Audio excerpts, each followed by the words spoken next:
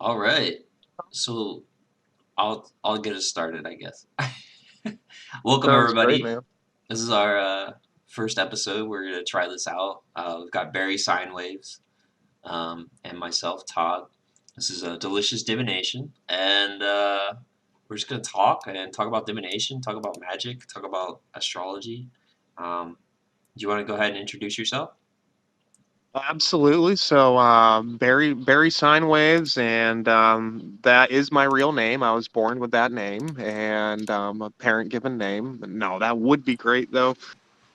So we've got my real name's Peter, but my internet name is Barry. We've got what am I? I am a spirit playing on Earth at the moment.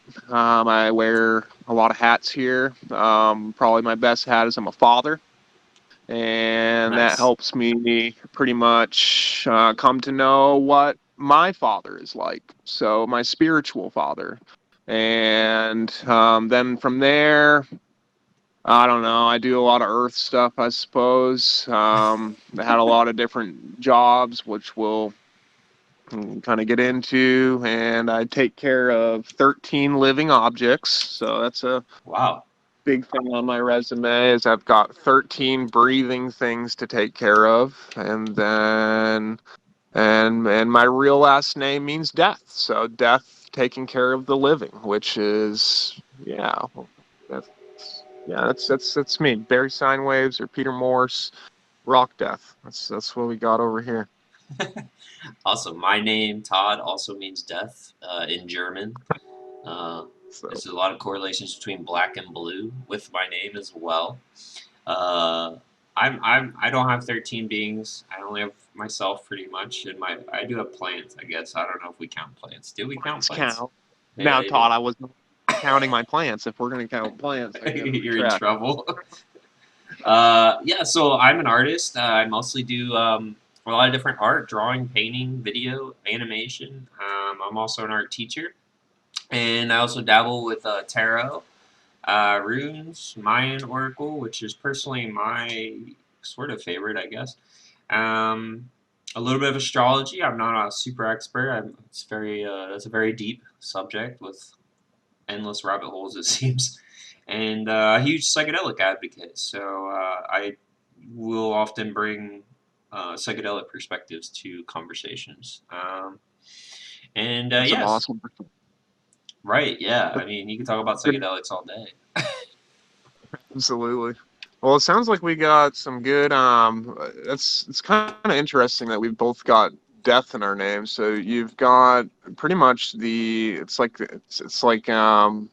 yeah, death's here holding your hand, and a lot of people think death is a scary or a bad thing when it's really the eternal aspect. Life is short. Death is long. Death is eternal.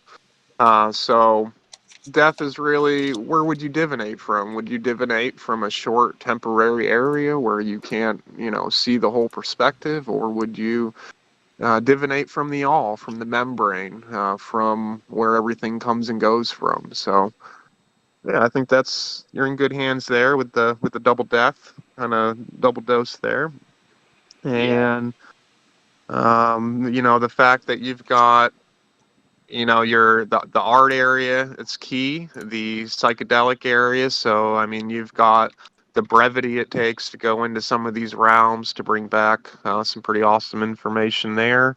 I also have some input there as well, not a ton lately. ooh, 2020's put me in a spot where just using air right now has been enough of an exhilaration for me, I suppose. Any kind of yeah, psychedelic experience lately would probably, I don't want to say good or bad, but it would just be really intense. I think it ooh, would be really good and needed actually for me, but and the reason I say that is because I haven't had alcohol now in a couple years, and that would probably set me up for some good feelings in there when I get in there and I start looking at myself, like the self work I've been doing. So, I mean, there's probably good and bad, but the state of the world, I'd feel a lot of pain probably right now for the situation around me. I mean, I'm kind of an empath, so I kind of yeah. absorb all that stuff pretty fast. But Yeah, I mean, it's yeah, definitely the climate. 2020 definitely ruined. I don't want to say ruined. It didn't ruin it. It sort of polluted the climate for that space for sure. Um, I think the interesting yeah, thing about psychedelics, and without going too deep into it right now, but um, that space doesn't care about 2020. You know, it, it doesn't. It's immune. You know, so it really is. Yeah, it's I mean in my opinion 2020 is a really good, like, there's a lot of great things that came out of this time. I mean, it's we got to be really careful how we, of course, you know, paint the picture of the year. I mean, it was difficult and there were a lot of challenges, but at the same time, that's all. You can't build a house without some bricks. I mean, those 90-degree angles in astrology are your bricks that you build with. Those are your squares. So those are your challenges. And the only way to grow, the only way to really build a shell or build something to protect yourself from the elements is with those bricks. And 2020 probably had the most bricks I've ever seen in my life. And yeah, it just depends what you do with them, you know. I mean, yeah. you could have used all those bricks that year, and you could have built yourself a pretty badass fort. I mean, you could be all done with fear at this point. And I Hmm. mean, after you go through some of the stuff we're going through, if it doesn't bog you down, it pretty much lifts you up higher because it just validates your internal system even more that fear won't affect you, and that external things aren't the dictator of your internal being. It's a one-way street, and it doesn't come from the outside in. It comes from the inside out, Yeah, and necessarily it does have to enter the inside from somewhere, but it's a internal emitting, like it's an eternal emittance from inside. It's just this gift of life given to us. So to let the things externally affect you is a disease. Literally, it's a disease to think that you can use the outside to change the outside. It's like you're slapping the outside up against the outside, yep. and you want to change the inside. It's just not how it works. Yeah. Yeah, man. So we've 2020 got wasn't that bad. I mean, I published my book, which, was a crazy that's time awesome. to do that. And That's frankly, a I big thought the weather last year was so stellar, like stellar weather all year almost. It was incredible. Actually, we did get really good weather. Yeah, that's yeah, that is a good point. Even the winter, we really just because we live in a similar area in the Ohio Valley here, and we've Hmm. got we only really just had 2 to 3 weeks of super cold, which Yeah. I mean, this area is kind of. I mean, you can't really pin it down on the winters. Sometimes you get, a little bit of snow. Sometimes it doesn't even get below 40. And then you get these little cold snaps with down in the teens and single digits for a while. But you need that. Without that in these areas, you're going to have nasty bug years. I mean, that cold is very much a life giver. So if you can bear Yeah. it, if you can bear down and get through it, you kind of want to take as much of that cold as you can get. It opens up space. You know how when the ground freezes and it freezes the road, you get frost heaves and cracks. Well, you can see that what that supreme cold is doing is it's contracting everything, bringing it together. And then when that heat comes to release it, it's bound together and stuck together. So what gets released is open space because the things stick to themselves, and then the spread space is open. So you've got these gaps that occur. And Right. then what can you do with more space? You can pretty much create with space. That's really what we are, is consciousness or air. And air is just charged pressure, like charged pressure, etheric gaseous substance that we breathe that creates all consciousness. Right. And it's pretty much, yeah, I mean, it's quite the gift for us here. That's for sure. Yeah. So since we're sort of talking about astrology and like what I like to call sort of the astrological weather or the cosmo weather or cosmo Right. climate something. I don't know. Like, let's talk about that a little bit. Like, especially we Sounds just had the good. full moon, snow moon, right? It's raining. Today's Sunday. We're getting I know. serious rain. I love it though. So I do too. It's really warm outside and moist. If you, Moist. it actually feels kind of tropical right now Yeah. outside. It's Spring neat. seems So ready. I don't know. It it seems like does. It spring's does. like on its way, like real fast. I think it is. I think we've got it in our sights. I think we've got. I mean, we're going to see a couple freezing days for sure here and there, but I think we're in a warming trend for the rest of the way. We've really got the cold stuff behind us. Now, how does this? How do the stars impact this? Let's look at that. What does the moon represent? The moon in itself is water. You look at where I always like to look at where things exalt. That tells you only have one exaltation place. Some of the things have two ruling. A lot of them have two ruling places. So they've got a night rulership and a day rulership. For Well, example, Mars rules Aries during the day, and then it goes up over the summer solstice. And on the night side of the entity, it rules Scorpio, which would be its night rulership right there. So the exaltations are neat because there's only one exaltation, and an exaltation shows you where it's in it, where something is in its most glory. And what we do here is we look at what's happening that time of year when it's exalting, and that shows you what that where those beautiful expressions down here where they come from. yeah, So the moon, it exalts in Taurus. And the moon exalting in Taurus, what happens in that time of year? Well, we have fixed Earth. We always have guaranteed life popping out. We have bodies being made for light to inhabit. It's the new bodies. It's your new equipment each year. It's kind of it's that new spring each year where it springs forth from the inside. So it's this new gift that they say there's nothing new under the sun. Well, until you get to spring, and then you get a bunch of new shit everywhere because you've got the new vibrations coming out.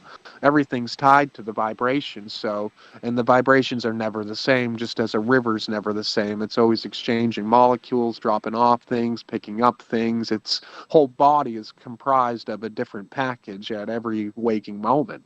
right. So we very much have that occurring with our system each spring. Each spring, due to the precession of the equinox, of course, we don't have the same spring each year. It's a little bit different.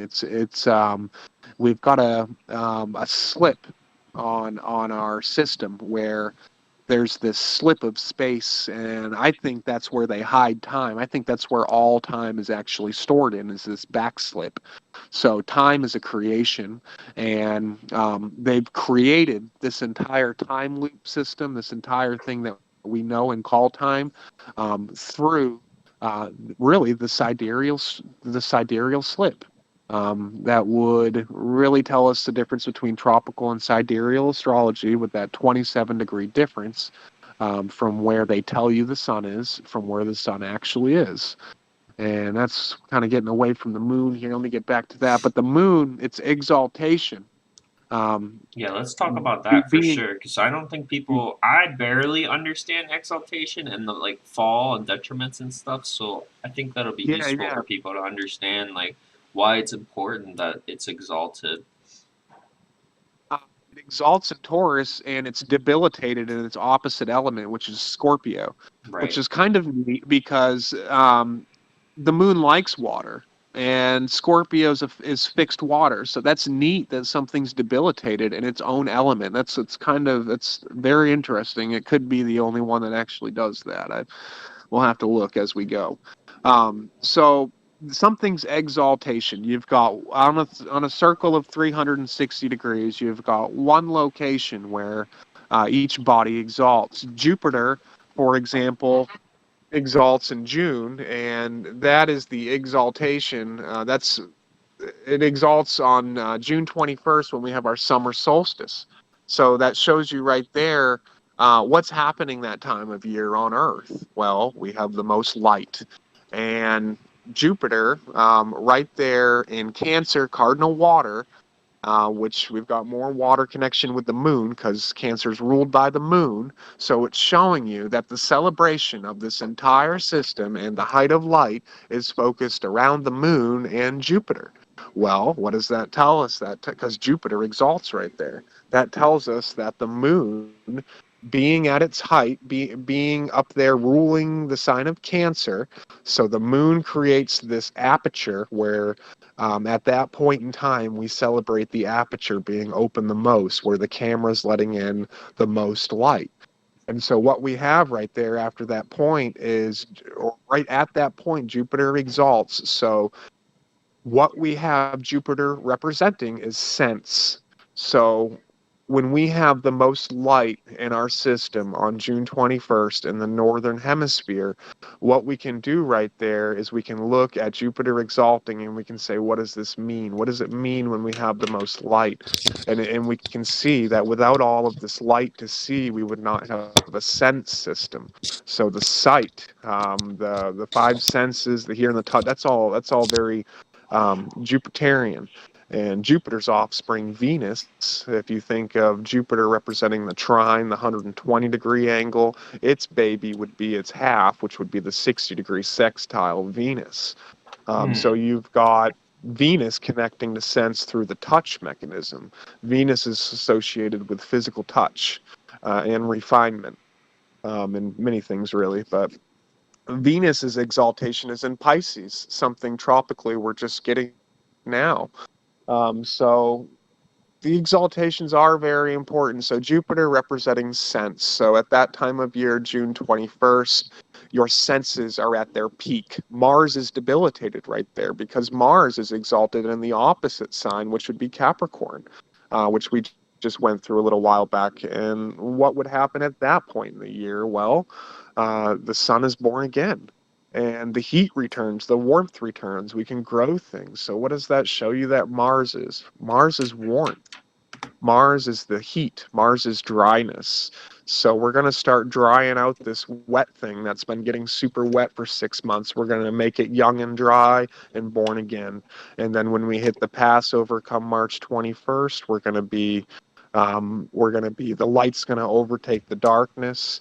And at that point, we're going to make our march to June 21st. I mean, this is what alchemy, this is what medicine, this is these directions, these four cardinal points of the summer, of the two solstices and the two equinoxes are what everything in our system boils down to. These four cardinal points, they shift a little bit through time, and the cardinal points are constantly changing and rotating. And then these positions are constantly tracked, and the shitheads we call the elites in our system are constantly trying to play king of the mountain and position themselves on these nodes so they get the most life force going in their bodies and they can You mean the divinate warlocks? and pretty much see the future and they can use all these forces in the most horrible ways. And the most beautiful thing is you get what you're ready for in all this. So they think that they're pulling in all this beautiful stuff that only they know about and have access to, where that whole entire system that they're trying to use in the first place requires crucial first ingredients like pure intent and many there's many check valves in there where if you're using the system inappropriately, you don't get the juice, you don't get the gold, you don't get to have the little nuggets that you're looking for because you're going to use them in a crappy way because your intent is seen. So intent is very much the crucial first ingredient in everything. Why are you doing something that way? What's your reason for doing that? Right. Are you Well, let's yeah, say, we know how do what we do intent our is. let's assume that there's people listening that have no idea like what we're even talking about. Hmm. And so we're trying Okay. to convey ideas of using spirituality or using these things to sort of like obviously use our intent. So if let's say someone like for me when I started got into astrology and I got like I literally dove into all of them at the same time. Like I'm just gonna learn Yep. everything at once. Now, huge Yep. mistake. I wouldn't recommend that path, but it's a You good just way kind to of let get. it all hit you. Well, for me, it's more like I'm just gonna keep learn. I'm just gonna keep exposing myself to it until I start understanding some of these aspects, which has Sure. worked. I mean, it's the brute force method, but it works. And what I would say too is like intention and these type of things are like really the starting words that I drove Yeah. me into it. Like, okay, well, what is magic? What is what's the importance of doing a ritual? And we have these. What I like I say, I call them warlocks. I don't want to call them elite. Elite derives the idea. I mean, originally, the word elite means you're chosen. I didn't choose these guys. I know I'm not participating in their shit. So, It's a great um, point. yeah. So it's like, let's say you're a beginner. You're trying to like start understanding some of this stuff and you want to understand like, hey, what's the intention of a moon ritual? Like, how can we like, what are your thoughts on that? On how we can like sort of get someone who's never understood any of this stuff? They don't. Sure, sure. Yeah, yeah, that's a great point. So intention is very key. It would be anything really in life, let alone I guess really the when someone says magic, or someone says something like that to that effect, that is really the realm of intention. So intention, when you get down to the bare bone facts about what this is, what you're doing, it's a magnetic attraction. So you're doing something to the field around you, and you're telling the field around you what you'd like to attract to yourself. So when you're dialing that intention in the beginning, let's use the moon, because the moon is our go-to logos and reason here. It's got dedicated movements. We can depend upon it. It doesn't have a retrograde, so we can use the moon and the sun as our logos and our reason. These two things right here, our soul and our spirit, they're dedicated. They don't retrograde, so they're always moving forward. We have a dedicated path to measure from. So when we look at the moon, we look at the egg, we look at the soul, we look at what's growing. So we look at a new moon and we look at a full moon. A new moon to a full moon is only halfway, and then the full moon back to the original position is the completion. So um, we treat this as a seed, and in the beginning we have a naked seed. So we have a seed with all the potential in the world, and this is very important part too. So part of your keepings inside, in terms of your own belief system or the way that you come to know things, I guess your web of beliefs, you've got some core things at the center of that web. You've got your most strongest things that connect to everything in the web, even at if you think of a spider web, the thing that would be in the center would actually connect to everything at every vertex, at every point, as far as you go out. Yep. So, and then the things in the next circle, the next concentric ring, would connect to pretty much just about a lot of them, like a huge percentage minus a little bit that only the center has access to. So we've got this system of building, and the intention is very much that center. So it's that egg, it's that metal, it's the body, it's the heart of the matter. We're supposed to move and move from the heart, do things from the heart. Our reason for doing things are from compassionate action. So that's why being on earth, which is an anagram of heart, our job is to do here. The whole entire solar system looks at, if you were to ask any part of the solar system, hey, where do you do things from? It would point to Earth. It would show you that the Earth is the heart, and it would say that anytime you'd like to do anything or have any kind of physical action, we move from the heart. And that would be the whole entire system's answer. So, um, when we make that first move, it's not a physical move. This isn't an intention, isn't something like you go, yeah, I mean, if you want to go write it down on a piece of paper, I guess it's physical or whatever, but it's an internal voice. And this is your relationship with yourself. So you're making pretty much, you don't know you're making a promise with yourself, but an intention is a plan. It's a Yep. way that you're going to use something. It's an agreement that it's a contract that you're getting into. So when you intend something a certain way, it's really your saving grace. Let's say you intended something pure, but something horrible happened and somebody died. That wouldn't be called murder in the court of law if we could prove that your intention was pure and that you weren't ever intending to hurt anybody or kill anybody. The intention is what would be first degree murder versus a manslaughter charge. The intention is what they look at, and it's your most highest ethical content choice. It's your original choice. So, intention is very much that new moon. It's that very first spot. What is this going to get germinated with? What is this going to get impregnated with?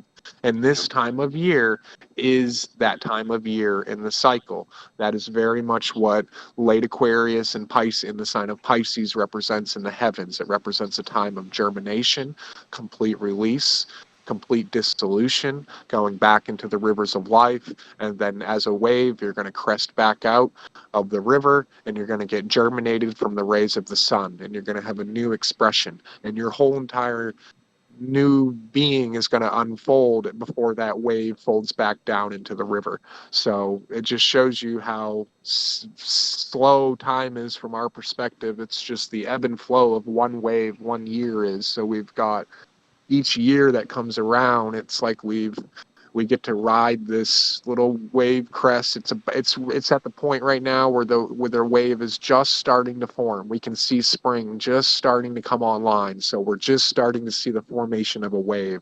And then here, this whole entire time period we're at right now, late February, coming into March, is germination. So if you get sick, if you're throwing up right now, if you notice odd feelings in your body, odd physical feelings and nausea or dizziness, these are all very normal for this time of year. This Mm. is a time of straight germination where you're going to get the new software update coming in for this year coming up. So yeah, it's a pure time. You don't want to have your possibilities shut down. You don't want to sell yourself short. You want to keep the whole thing open. You don't want to be missing any of the ingredients that are coming in because you think it should be done a certain way. Yeah. You are pretty much, it's tough to see things from our higher selves perspective here. So it's good to trust that avenue. It's good to make a pure intention, to develop a good relationship with yourself where you can trust that when you make an intention, you're going to keep it.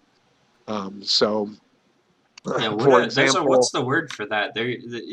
Oath or a vow. yeah, yeah, that is. And I would argue that these are things we don't really do anymore because primarily culture doesn't teach any of this anymore. So these are Right. And that's the first crucial step in any kind of magic. If you look at yep, any practice anywhere is going to be intention. yep, So, I mean, it's a real great spot for the first episode of the Delicious Divinations is to look at intention hard because um, I mean, what is our intention with this whole podcast or show or series of videos going to be? I mean, it's just to share with people and to uplift everybody that's involved. And it's like you said, we're going to treat a lot of it as very basic beginner, like people have never heard of this, like we have aliens tuning in and yeah. they don't know what anything is. That way People in we the other can. craters. Right. Yep. Yeah, right. Because it gets convoluted quick. Most of our things that we hold as knowledge are convoluted illusions where that's why we need to go back to get back to the bare bones simple things because we've missed things. We've got things that are in there that aren't supposed to be in there. We've pretty much got a spelling system to descramble.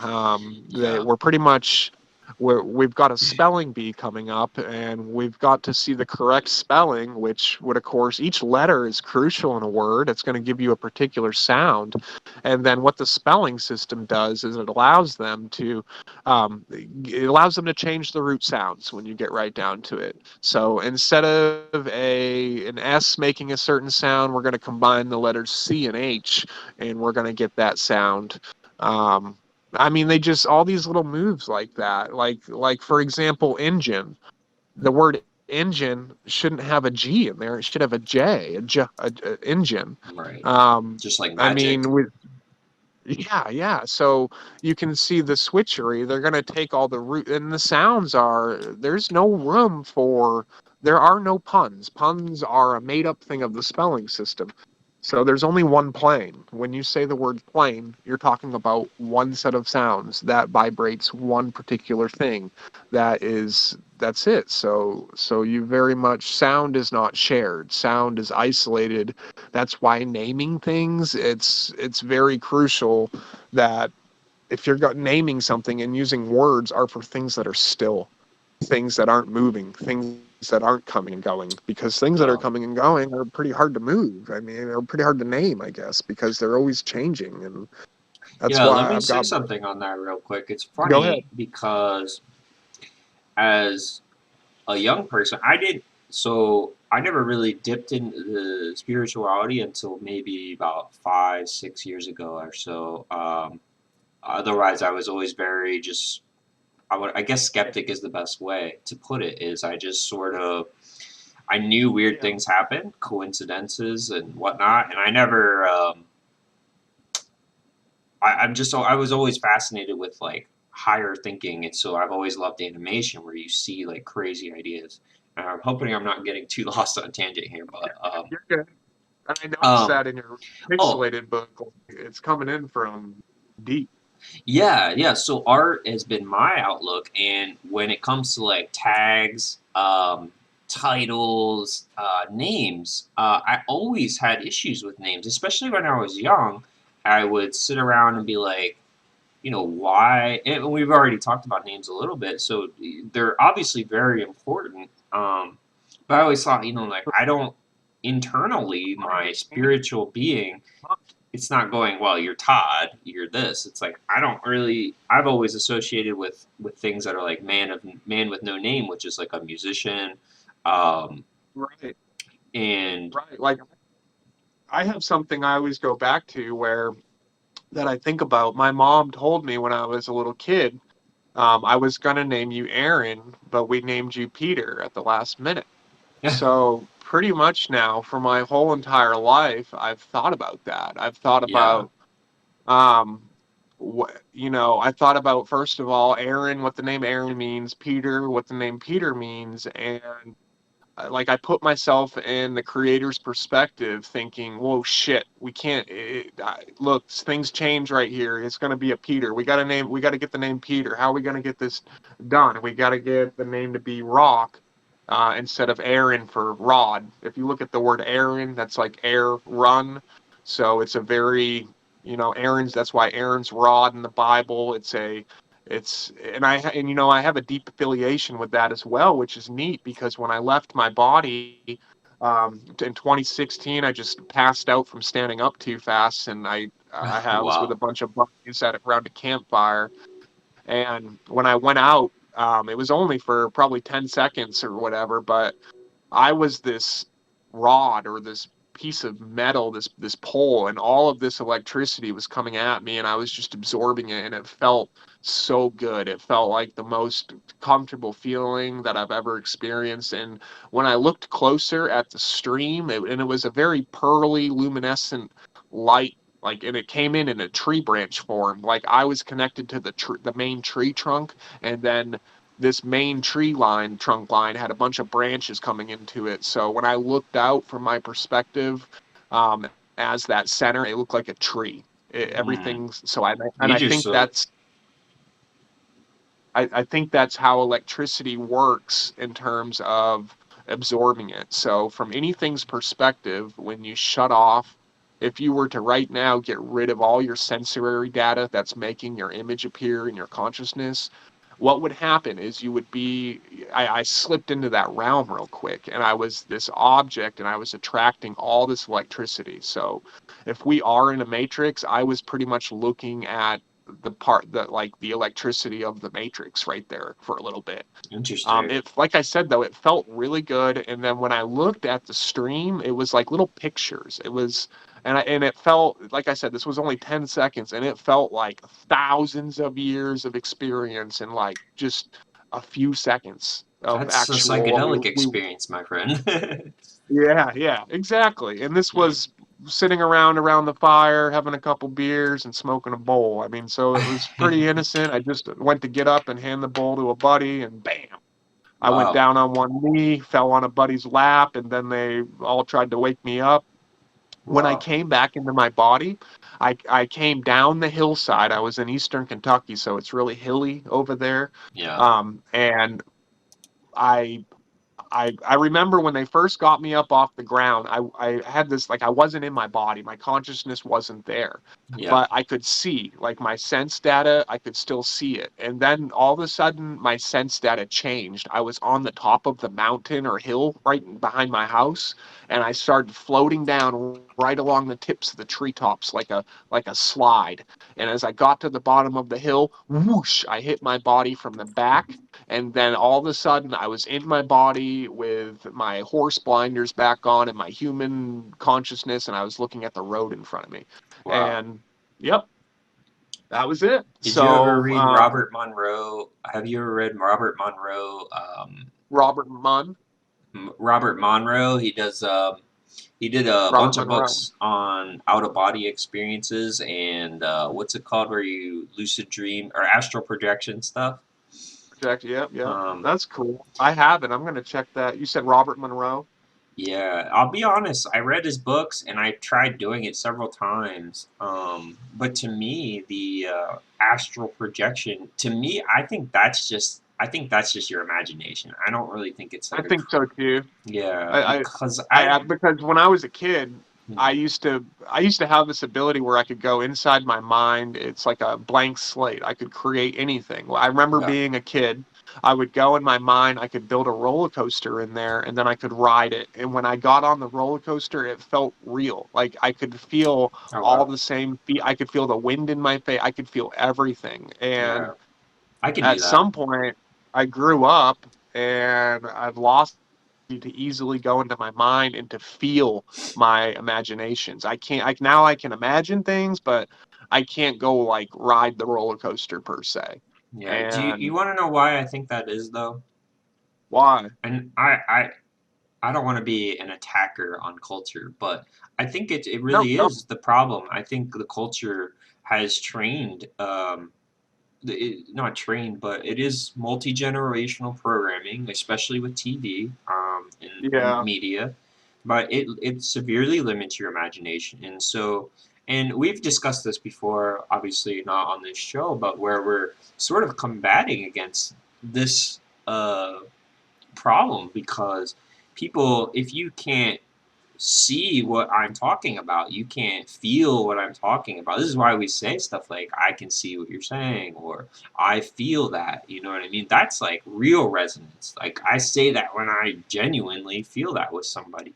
But Which is when, what they're trying to take from us. They're trying to no, take the whole realm of feeling. Feeling yeah, is connected to the fixed mode of the zodiac, and the fixed mode is always there. It's fixed. It's eternal. They're trying to take away our eternal aspects. So the feeling element, the part that beings, that light comes to Earth for to experience, everything that comes here, it's coming here to, well, I mean, some things come here to help this system, some are coming to experience it via desire. yep, But when you're here, the experience of physical feeling is is a miracle, and it can only be right. felt With with a body sex and here, such, yep. I mean, that's right? like the You need most a psychedelic library thing you card. can do Yeah, it's a without library card substance. to the library, and it's without a card. I mean, that's why you hear things of like people getting possessed and stuff. I mean, you need a Hmm. body to access the things that are here. So Yeah, the whole the whole realm of desire, all the rough spots of desire, all the sexual desire, all the horrible kinds of desires that are selfish and egoic, yep, that like the seven deadly sin type of desires, those are all feeding something. Like I don't want to get off and name like what's being fed, whether it's a demon or right. There's no point. We this don't need to. But yeah, yeah, it really it doesn't matter. What matters is that you're feeding something, you're enabling something, you are something's drug every time you go to do that particular thing. And everybody knows what I'm talking about. We all have are things that we are, I guess you could say, our challenges, our desires, our habits, our patterns that we are struggling with, that we're always trying to fend off. Yeah. My whole life over the last 2 to 3 years has been a nonstop tear at attacking my desire system. I've been Same. completely hard on it. I got first thing I got rid of was alcohol. I noticed that alcohol enabled the rest of my desire system to suck. So as soon as I got rid of alcohol, I started getting back a couple areas, and I was like, cool. I have it right now to a point that I can see. Granted, I'm still there. I'm sure there's two or three, four, or 500 desires I can't see. But I've got it to a point where I've got to tackle food. And when I say I got to tackle food, I'm already a vegetarian where I don't eat meat or anything, and I don't eat it for um, not eat it for ethical reasons, which is neat. I don't eat it because I think it's cruel or mean to eat meat. Which I mean, because if you look at like a scavenger, I have a high regard for the scavenger kingdom. It's probably the highest kingdom on earth, in my opinion, and it's only because nothing eats that kingdom. So Which one? it's food that the scavenger kingdom. Oh yeah. Right. So I mean, the vultures, the condors, I guess the crows, Corvus, really, in a sense. So that whole section of the stars, something is there. They do the work that nobody wants to do. They're That's cleaning what up the stuff. mushrooms do. Mushrooms, without Yeah, mycelium, they literally are the reason you have dirt. They produce water in for the dirt. I mean, they literally produce. They show up when something dies in the woods, and they're like, all right, well, we'll use what we can, and they have multiple phases of how it uses those yeah, things. which is all connected to the gallbladder in your body, which does pretty much the same thing. Yeah, So the gallbladder is like this vat of super acid, and it dumps this nuclear cosmic stuff on things that aren't supposed to be in your stomach. Oh man, it brings your stomach back to the alkalinity that it's supposed to be at. So every time I put like a cheese doodle in there, and it goes to run its program for how many times in the past life it's seen cheese doodles come in, or Cheez Its, yeah. and it doesn't see much data in there, and then it starts doing a chemical data analysis and realizes it's like one This is carbon away garbage. from plastic. Yeah. It's going to start dripping its gallbladder substance on it to get it the heck out of there. Yeah, And what's interesting about that type of food, and I do want to say this too because I've um, sort of been trying to do vegetarianism. I have it's been a long process for sure. I'm at a point now where I can go about a month. it's not easy. I mean, Um, I started back in 2011, and then 2016 through 2018, I went back eating all meat. And yeah, then 2018 to present, I'm back yeah, not eating any meat at all. So, but at the nice. same time, I don't like the soy industry. I don't like where things are headed. Mm, I mean, I'm not the biggest fan of it. That's all. Like, yeah, I don't know. I know a lot of vegetarians that just eat chocolate chip cookies and they call themselves a vegetarian as well. So, I mean, it's kind right. of one of the things where when I tell you I want to work on my food, I really want to like put the correct stuff that's supposed to go in my body as it's a temple. And Yeah, really, the more you can hone your body, the more you can get that thing running like a finely tuned machine, the higher quality of light you're going to be able to have access to, that you're going to be able to store in there. It's just a battery.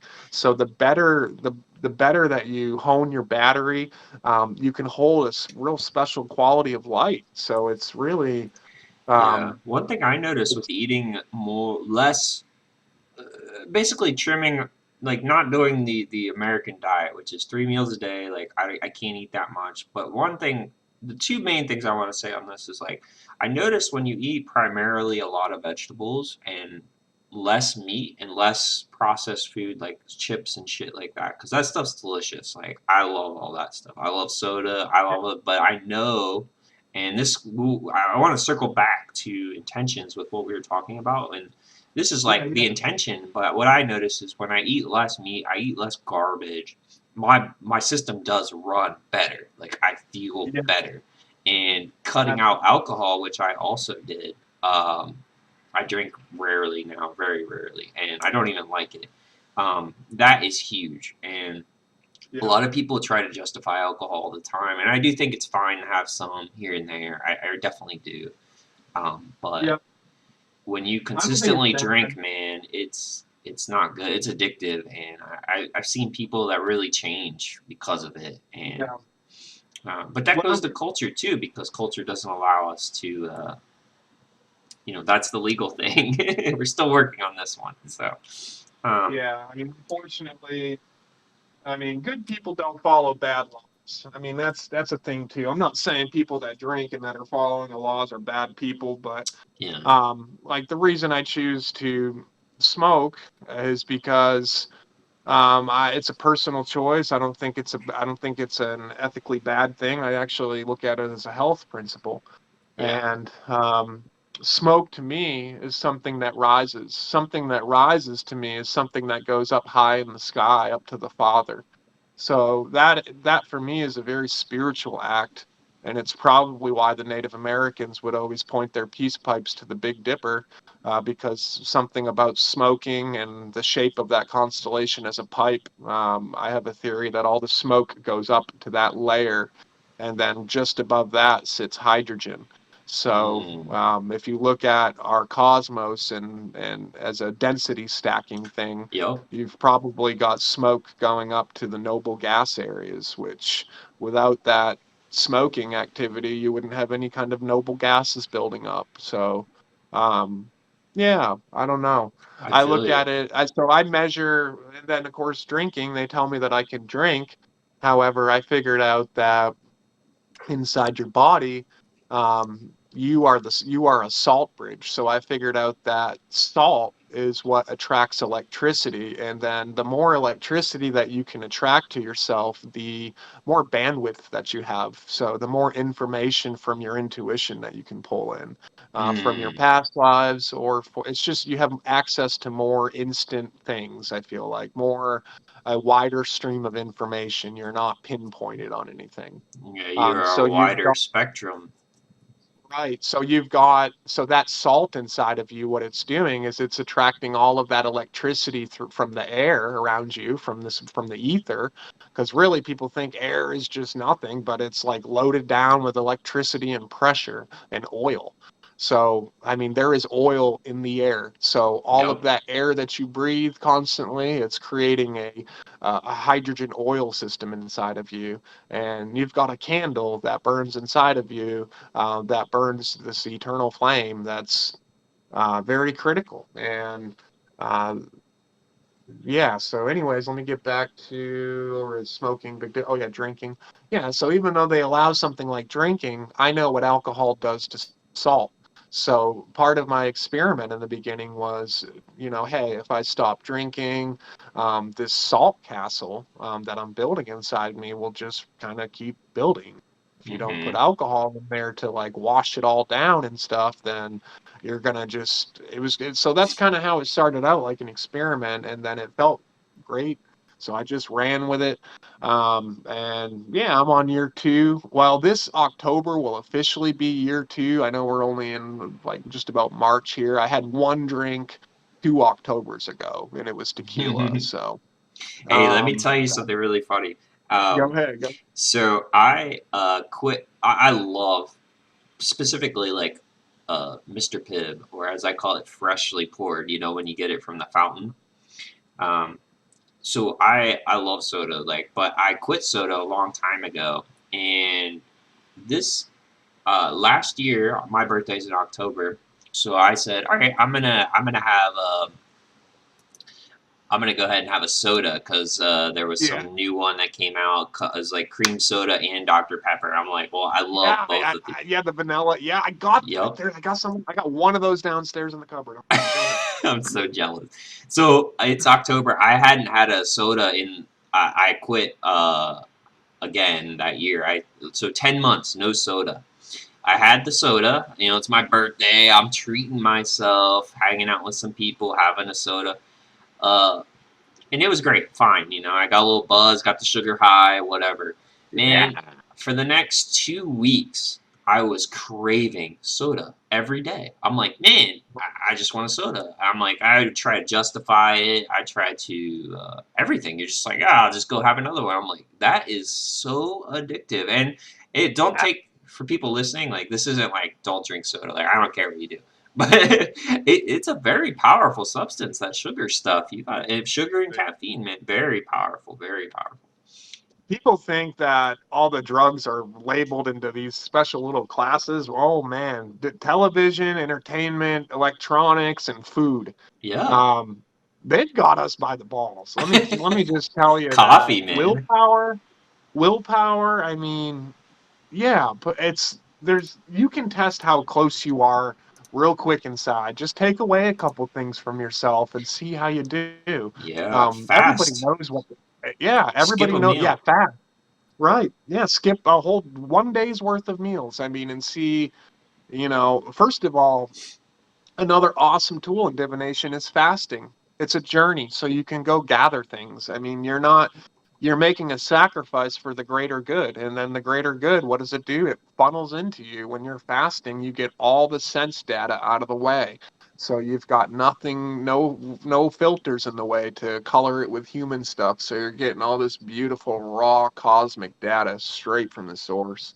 When you trip So too after so if you fast for at least 3 days, even any will help, but um, it'll multiply your trip. I bet. I mean, I've never tried that, but I can only imagine that it would be like huge. I mean, yeah, without any food in there, you're gonna go yeah, like with some straight to kind the of moon. psilocybin. Yeah. Yes, yep, straight to the playground, pretty much. So Yes, let me yep. loop this back around because we started talking about I'm sorry, intentions and Yeah. habits and Yep. patterns. And I know you mentioned circles, which John C. Lilly talks about this a lot, and he explains how circles basically, they can do is sort of expand or contract, right? So for me, I just circles are habits. They're your patterns. They're your daily routine. Oh, I do the coffee, then I do this, and I go to work, then I, come home. I do this, and so you have these circles and patterns. Now, he says, we all live these circles, and some of them become so big that you forget you're even doing them, and Right. what you want to do instead, optimally, would be more of a spiral where you're progressing and you're changing and you're obviously where I'm trying to go with this then is that we're talking about intentions and we're talking about setting intentions and we're talking about like what these things are for. So when you say like I want an intention, like I want to quit booze, right? Like it's a process that and to get in the culture. Culture says like I need immediate results. So like, you're one. I skipped a meal today. It's like, okay, well, what's the intention? Is your goal to quit eating garbage all the time, or you quit alcohol, or any of these things? And it doesn't have to be quitting. I mean, it can be, hey, I'm gonna, start working out every day. So setting these intentions then build these new circles, build these new patterns, which can help you start to try to spiral into new territories, new doors, planting seeds, really. Yeah. Yep. Yep. I mean, and if you look at that, let's use the diet situation as it's a perfect example. Yeah, Um, for example, somebody wants to lose weight, and this is going to require an intention. So the intention, why do I want to lose this weight? This is a very, very, very, very important, critical first step. 95% of people right here at this first step are going to say in their heads or inside of themselves, honestly to themselves, that I would like to lose weight so I'm more attractive or I look better. Okay. It's for a physical appearance situation. That's just people's goals. I've yeah, found that most people, when they want to lose weight, they do it when they go on diets for dietary reasons. It's so they can look better. Of course, you can see the problem right away. These things never work, and that's why we have so many different fad diets out there for people, is because they're all concerned with how they're going to look. Is this diet working? I don't know. I still look the same, so I guess it's not working. I Right. haven't lost any weight. Or what have you. Now, take a person who switches that first intention and imagine, and then they choose to imagine looking better as just some kind of bonus that could happen or might not happen. They don't really care. I mean, that'd be great, I guess, if they looked better, but it's not their goal. It's not why they're going to be trying to lose this weight. Right. So they put a different intention in there, and that first intention now would be something more like, I'd like to feel healthier.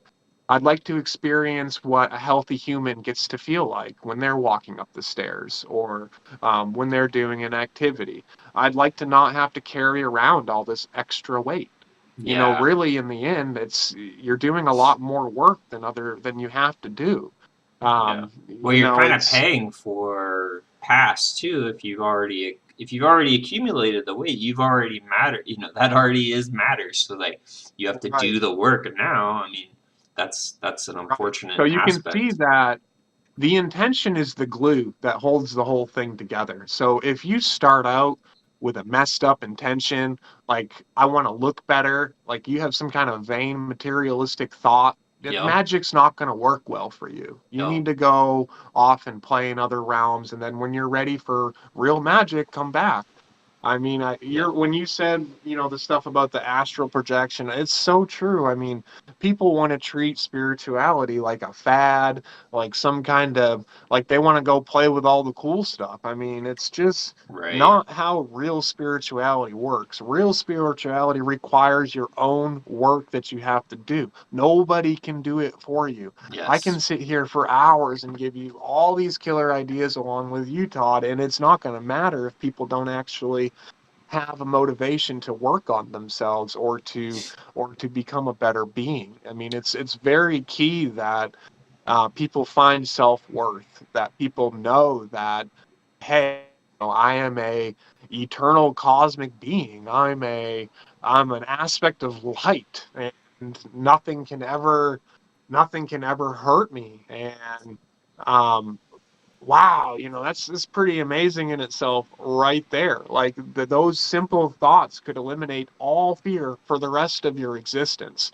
Nothing would ever, and it's not like some tool that you get so you can go be reckless because you don't care about dying. Or it's not like that either. Maybe it It's a is though in a respect. way though. Maybe not. Of course, don't go reckless, but obviously we do live in a time where people reflect very, very, very wild states of being. I They don't know. really do. There's people that like. I don't know if you've seen like some of the body modification things that people do, but you have people cutting their nose off to have like an open slit nose. They have, Yeah. stuff And implanted in this is their all head. for look. These are Right. all Yeah. for like impressions they give off. Like, and it's almost No. like, look at the animal kingdom. I mean, Right. that's us acting like animals, really. Yeah. I mean, what do animals do when they want to mate? They throw up all these crazy colors and make these sounds and do this special dance, and like it's all outer appearance because they're all running on this animal sense data system. I Right. mean, the whole point of being a human is to go beyond the animal. I mean, that's great. You have the animal included in you, so you can do those things. But your reason for doing all these things is what makes you a human in the end. Your Yeah. intention, the reason that you're an animal. Why does an animal do the things an animal does? You can lead any animal with food. Yep. You go if I want to break into your house and you got this big, mean, scary pit bull, all I need to do is have a 10-ounce ribeye with me. Here you Yeah. A go. slice of bacon and you're fine. Yeah, yeah. I mean, food. Yeah. I mean, this is the whole story behind Orion the Hunter. Orion Mm, the Hunter, Orion's a human. Orion's hunting an animal. An animal is predictable. An animal is predictable because an animal follows their senses. You don't want to be predictable. I mean, that's the point of being a human is that you're unpredictable. that you have free will, that you Yeah. can make your own choices, that this desire can come to you and it can say, hey, I want to eat this cheeseburger right now. Go get me a cheeseburger right now. And you can say, nah, I'm good, man. I'm reading this book. And it's say, no, I'm hungry. I'm going to start growling in your stomach. I'm going to make you uncomfortable. And then you saying, that's cool, man. You do what you got to do. I'm going to be right here reading this book. And over time, it's not a battle anymore. It's just something that you're in control. You sit in the seat of your will. This seat in your human body is found in your at the area called the reticulum, which is the area where the spine connects to the brain. You've got this huge network of nerve fibers that just float out. This is Jupiter. And this is also the space between. On the Sistine Chapel, with the hand of God goes to reach out and touch, or the finger of God goes to reach out and touch the finger of the human. The whole purpose of that is to show you the space in between the two fingers. That's what we are. That's the third part of the principle. You've got the Father, you've got the Son, and then you've got the space in between, or the body that they sit in.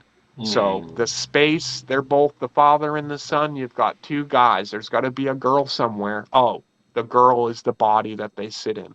The girl is the space that they sit in. The girl is the only thing that you can see. And in the end, the only invisible thing is the male. The male is internal, that's invisible. The female is the external, the body, what it's the male made visible. That is the woman. So, and that's why it's an extension of the man. It's the woman. And um, yeah, I have no idea what kind of tangent on where I got off there, but No, I think that's good. I had sometimes you just something about. Oh, I know. I was going to say desires, because you were talking about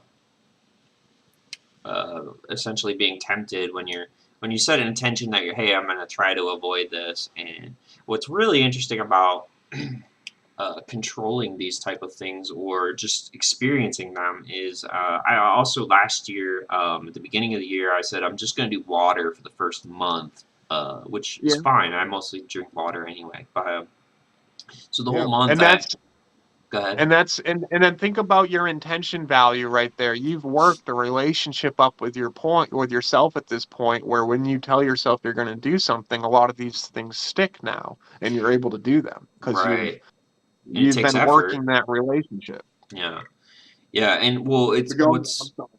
what's really incredible about the mind and your power, I suppose, is especially of the mind, and how quickly they'll change on you. Is so this month I'm just doing water only, and I think I was doing vegetarian only, and totally Yeah. fine. What I noticed though is I was going to work one day. I was going to do some tutoring, and there was a it's called Kung Fu Tea here in Ohio. It's like a little tea shop, and they have really good Thai tea, which is like it's tea with like milk or something. It's really good. Yeah, yeah, yeah. Yep, I'm Um, very that sounds great right now. yeah. Well, so I'm going to work and I see one of these buildings. And I'm like, I'm just, I didn't even. It's so amazing how quickly I just literally thought, I'm gonna grab a tea, and I turned in, got into the parking lot, and as soon as I got in the parking lot, it like then registered, like, wait a minute, like you're only drinking water for the month. That's the goal, and I was just like blown away how quickly my mind literally just disabled it totally justified turning into the parking lot, it justified stopping the car, it didn't even calculate at all the intention I set, which was to not to drink this stuff and reduce my So caffeine and stuff. if you notice, it didn't use the memory system. It didn't go Oh into the yeah. store bank of the operating. It only was in the Yep. now. This, Yep. but the not the pure now, like, but it was in the sense now, like the now of the sense. Right, it was like now I can receive just or now I can get the chemical reaction of that substance you Yeah. know, just because I wanted that chemical reaction.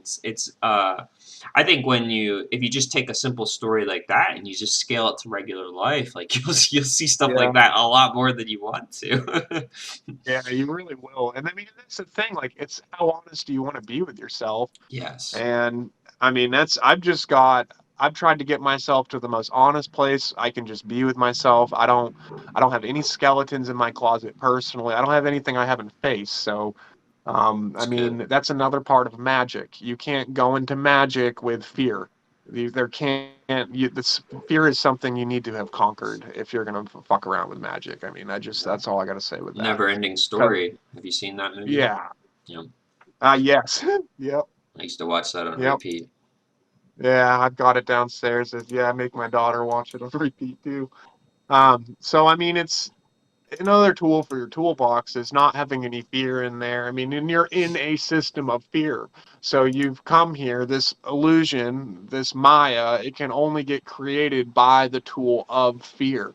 So you've donned this situation where you've come into this mass consciousness of fear, and you need to figure out how being in this bubble of fear, how to not be afraid. That's your goal. That's all of our goals is to be in fear and then to not be fear. I mean, how neat is that? To be inside of something and then to just say it doesn't exist. Yeah. And You know about that Wendigo? Wendigo? no, what do you got there? So the Wendigo, I should look it up. I don't know why I'm not like doing this. You're good. Um, You pull it up and tell us what you know, and then so Wendigo is the fear of.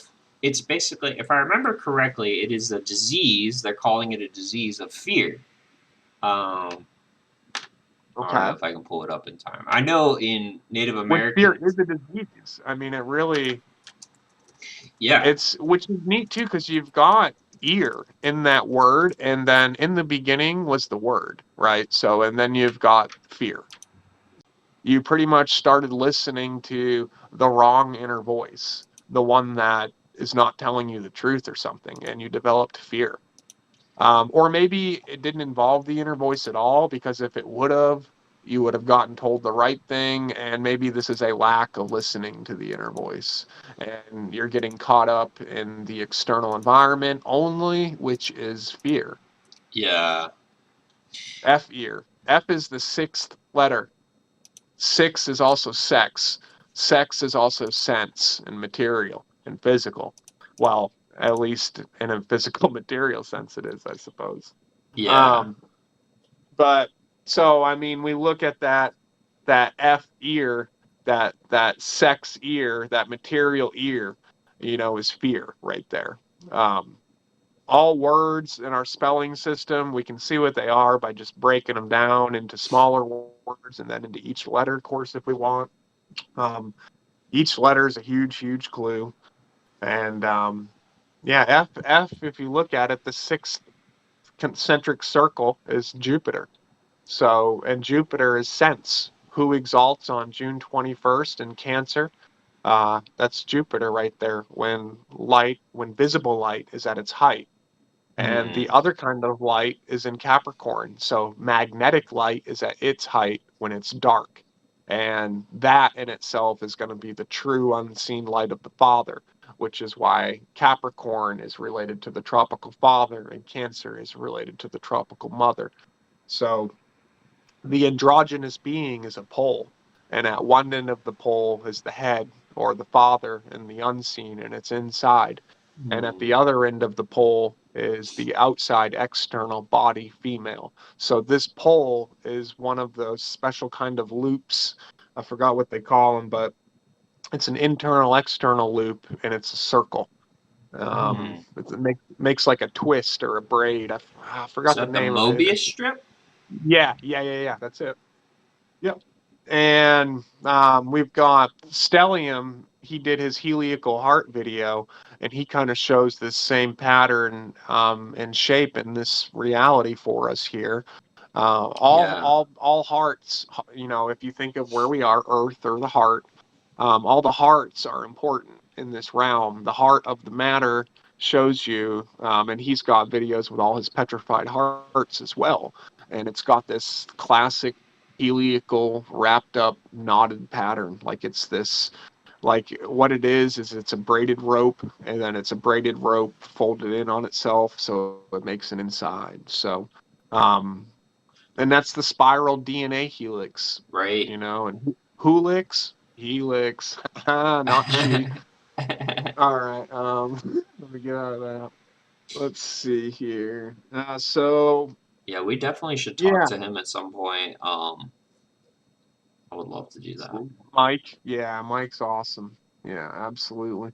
So that's kind of the goal with some of this too, is to get a lot of the Discord folks hanging out, and Yeah. we need to be able to comfortably find a way to fit as many people who would like to as can, and then we can all kind of bounce off each other, just Yeah. share the voice space kind of evenly as nice as we can. And I think it would be great because we've got a lot of awesome minds in there, and everybody's got their own kind of categories that they're really specialized in. Yeah, it really seems to me like this Discord group specifically, especially with our previous one, but like I remember we were all talking about apparently there's a whole bunch of Scorpios in our group, Yeah, and yeah, it's very interesting because we all obviously have resonances together. I know I share a lot of synchronicities with stuff you're sharing. Even yesterday I did a rune reading and I got the Rado and that was posted in the that one group chat and I was like, that's very. yeah. I mean, you got to figure. I love. That's joining together too and coming. Mhm. Yeah, that's, and you know what? That was horse, and my last name's Morse. When I looked at that, I was like, man, that's freaky that rune. So, and then Yeah, you pulled yeah, as well. yeah. I actually drew that as the current. It was well, I drew. I I get do to three. The first one was the overview, and that was Rado, and pull a rune. Let's see if I get that one. I'm gonna freak out. that Let's would see. be well. Here's what's crazy too is I do tarot. When I do tarot, for instance, like if I'm doing a big reading for myself or something like that, I'll do multiple decks, and I can't tell you how many times where I'll do three decks, three completely different decks, three completely different spreads, and you'll get the exact same It's card in the same position for three decks. call it And blackjack tarot. oh, nice. I That's mean, kind of cool, if you actually. think about and I love using logic because a lot of people are really hooked on logic and stuff. So it's very cool. Like, what are the chances of just stuff like that? Like, I might as well play the lottery. That's millions to one for sure. To have three different decks and you get the same card in the same position. Dude, oh my God, I got that rune. Nuh-uh. I'm You, not even joking. you drew Rado? Um, I got rune 17 movement, and I went to look at, and it says move horse associated with the course of the sun. Like, I'm not joking. I mean, my partner Amy, she watched me just reach in the bag. I grabbed a rune. I got the book to see which one it was. And Which one did dude, you get? I Oh, you got got 17. I got Movement. AWAS, movement, progress, a horse. Yeah, that's the one AWAS. he, what's his name? Disintegral or, Lee. Yeah, that's the yeah. one he got, and that's the one I thought we were just talking about. Um, I was talking about Rado, which was the one you drew yesterday. my bad. No, you're good because that's still really wild. I am right now. You can't see. I have my camera up, so It's I'm pretty opening. synchronistic. Dude, Crazy. let's talk about it. So right now I have my book open on, and it's on camera right now. So we're looking at Yeah, movement. This is the 17th rune. yeah, that's the one I just pulled, and Let me that's the see. one Lee pulled for the group for the Delicious Divinations the other day. He Yep. thought it was kind of symbolic of 24. everything starting up, and that's so weird that I just pulled that like live out of the hat. I mean, there's how many runes in there, and I pulled that one. All right, let me 24. get over to. So this rune is called Ewaz. Movement, progress, the horse. It's a rune of transit, transition, and movement, of physical shifts, new dwelling places, new attitudes, or life, or new life.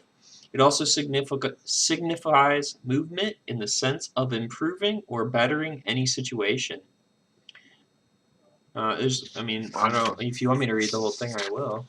No, that's cool. No, I'm digging it. Absolutely. Um, there is about this rune a sense of gradual development and steady progress, with the accompanying notion of slow growth through numerous shifts and changes. This could apply to the growth of a business or to the development of an idea. A relationship may need to undergo changes if it is to live and grow. Moral effort and steadfastness are called for when you draw movement. Another of the cycle runes. Let it be said this way: as I cultivate my own nature, all else follows. This rune symbol is the horse, and it signifies the bond between horse and the rider. Cool. Let me see here. Bronze Age artifacts show a horse drawing the sun across the sky. Here, Ewaz is saying, you have progressed far enough to feel a measure of safety in your position. Now, it is time to turn again and face the future reassured, prepared to share the good fortune that comes your way. The sharing is a significant The sharing is significant since it relates to the sun's power to foster life and illuminate all things with its light. So that's what it says. That's really wild that you would draw that rude. Like that's my point with this stuff, and this is kind of why we wanted to make this show. Is that this Yeah. What a isn't like chapter. I mean, all the runes I could have drawn to start out with that. yeah, and this isn't like we're not like special necessarily. I mean anybody can get into this. Anybody can learn this stuff. That's kind of the point of this, I think. Um, that's amazing, man. Draw pretty much when I draw tarot too, I draw kind of the way I do it is I draw a single card. I like a single thing to focus on. Yeah. Sometimes it depends what I'm going to do. If I have a different intention, like I want to do a now, future, and past, I'll do three or a blend. But I really like just doing a single card and I like putting all the weight of the moment and all the focus on one.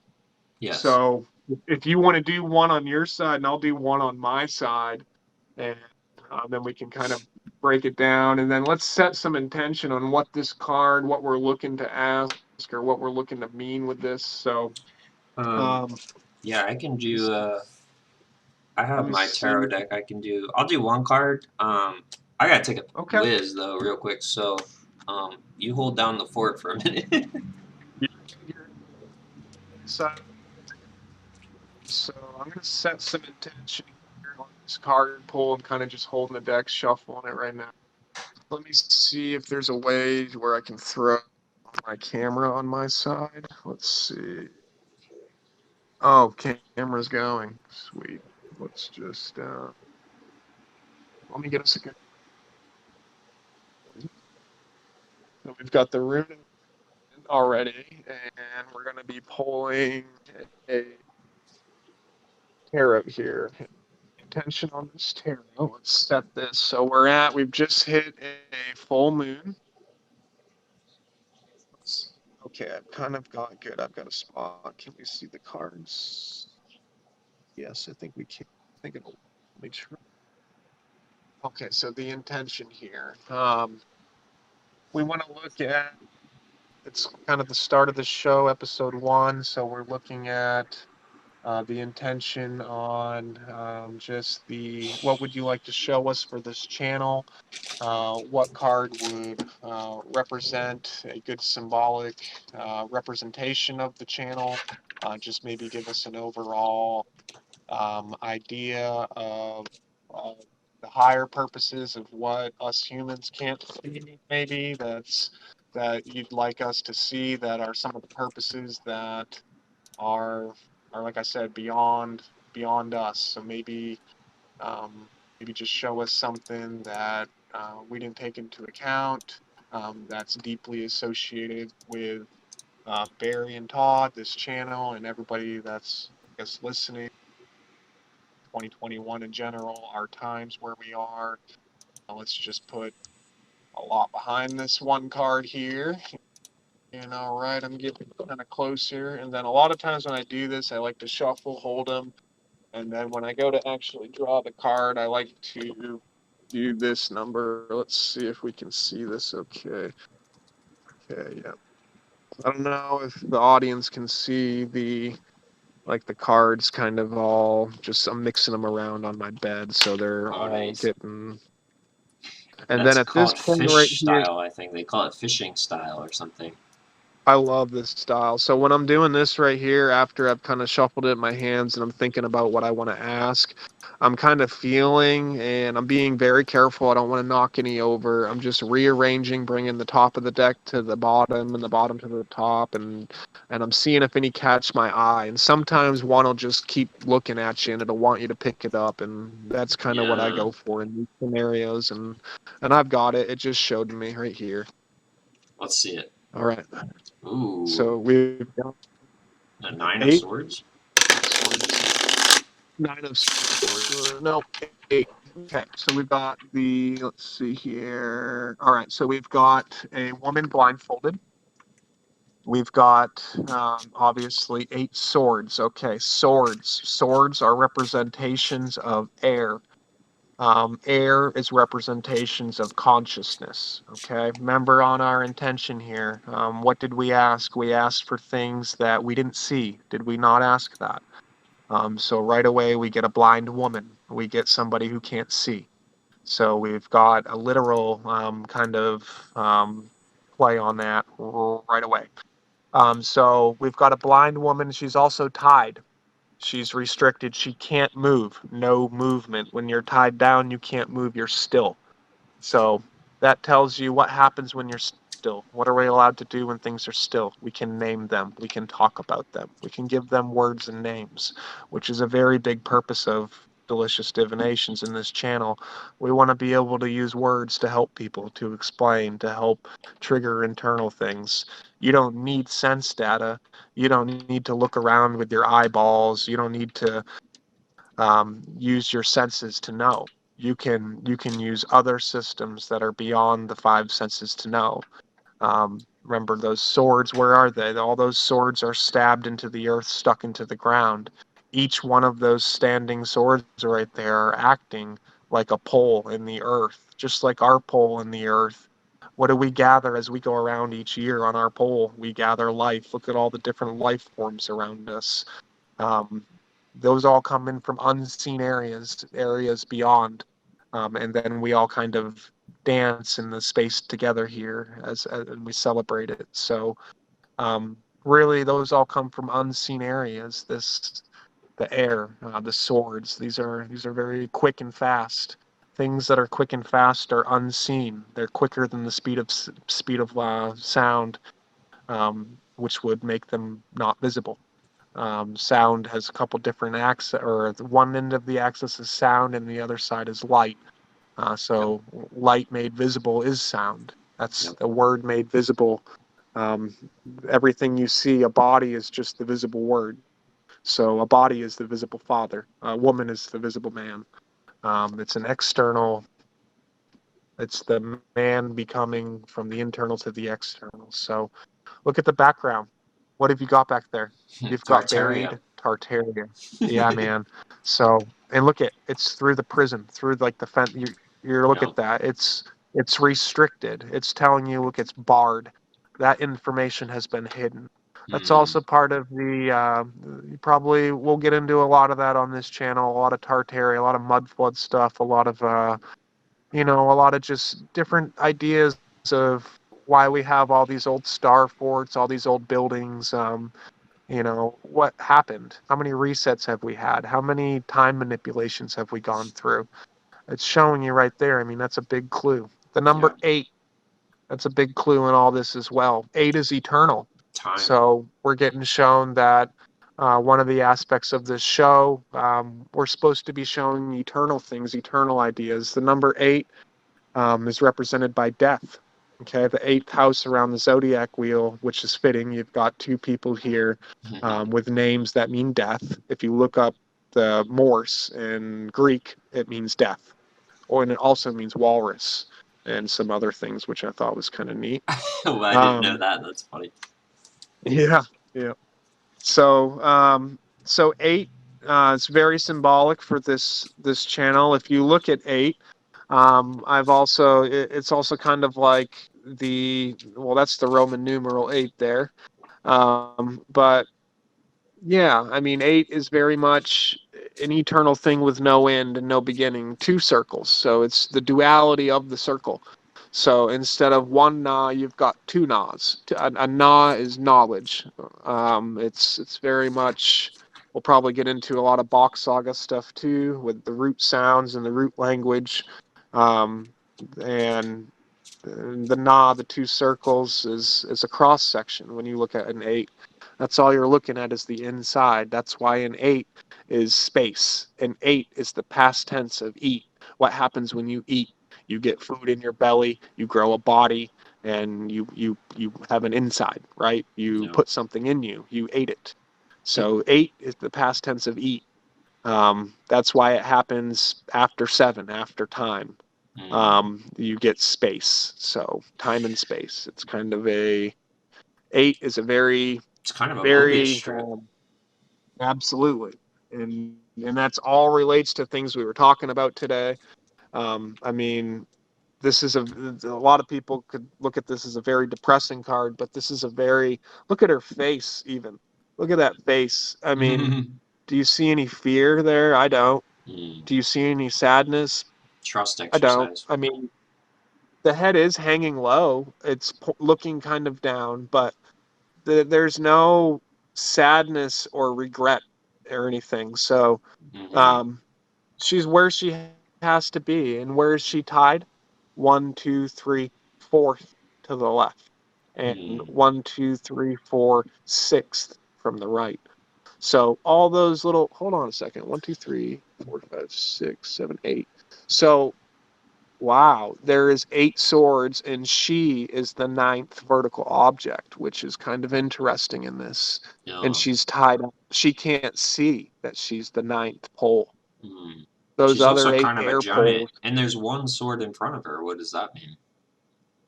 That's a really good point. She's walking towards it. Look at her feet. 8 swords behind her, one in front of her. She could also be a 7. giant, technically speaking, She's based on the scale. She would be Oh, immensely look at, tall. she's in the line of the 7. She is number 8 in the line of 7. She's walking towards the 8. She's walking towards eternity. How do you Mm. walk towards eternity? You do it blind without your senses. The only way to walk real forward, and look at, how do you move forward? You don't move forward by opening your eyes and walking forward. You walk forward internally, Faith. blindly. And that's how you know to go toward the 8th sword that's in front of you.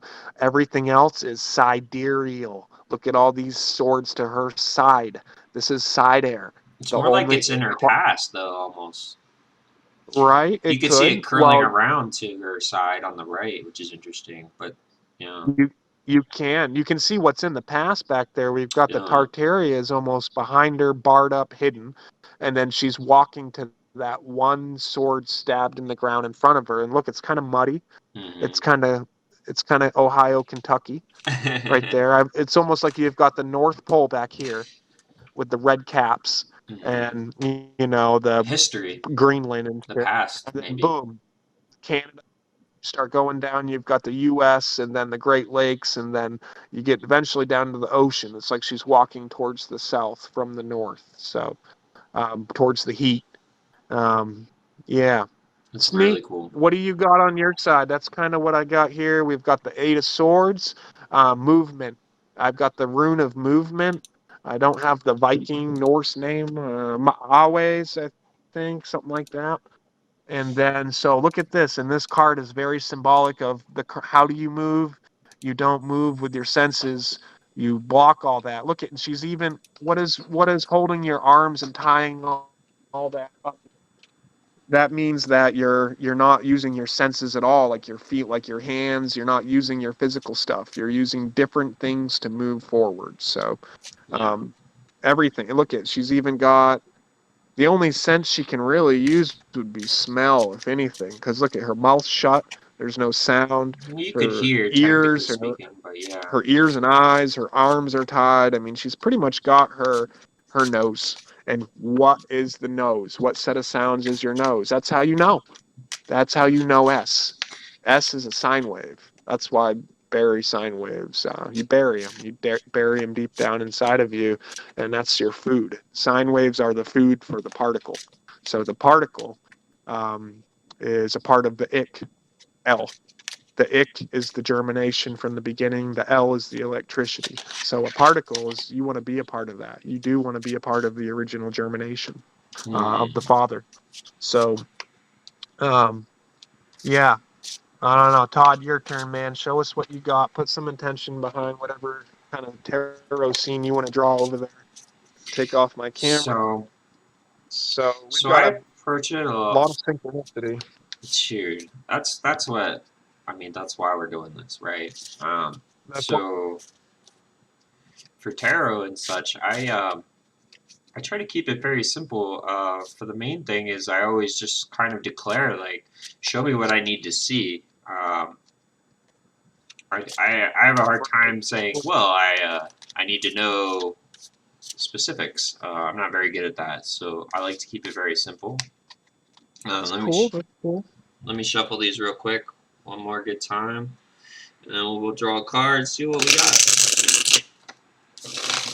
I usually do a 5-card one with this deck. I just got this deck a couple months ago. It's very nice. The art's incredibly beautiful, and Yeah, I went with the classic rider. I got a nice crow deck I probably should have used, but I figured everybody, beginners, could be comfortable with the basic interpretation for that rider deck is kind of easy. You can see a lot there.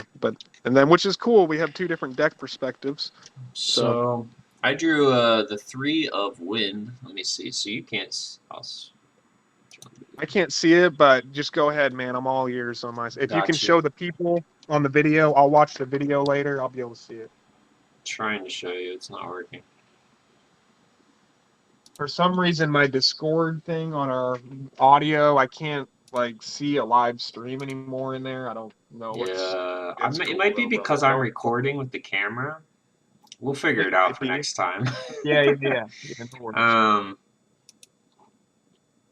But yeah, so I drew the 3 of wind. This is called the card of, they call it recognition. Um, so we have 3 of wind. 3 of wind. So wind being 3 of air, movement. 3 of wind, 3 of movement. Well, 3, like look at, it's like a bird. Like the number 3 is very Right. much is movement. It's crazy that you got wind and a 3 together. I'm sorry. You go ahead. This is why we're doing this. This is very fun. And you don't need to be. It's not some occult mystery thing. Anyone can do this. There's a billion tarot decks. You can go buy a tarot deck right now, and you don't have to know anything. They have a Yeah, manual. you can even I make read your from the own. manual. Yeah. So let me read this real quick because this is cool. So the card 3 of wind, recognition. Give up in order to gain. Surrender in order to achieve. Recognize that all that is good has the potential for evil. All that is evil has the potential for good.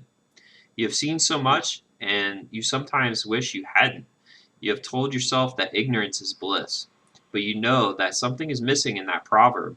All that you know will eventually help you to build your own character or personality in a positive image.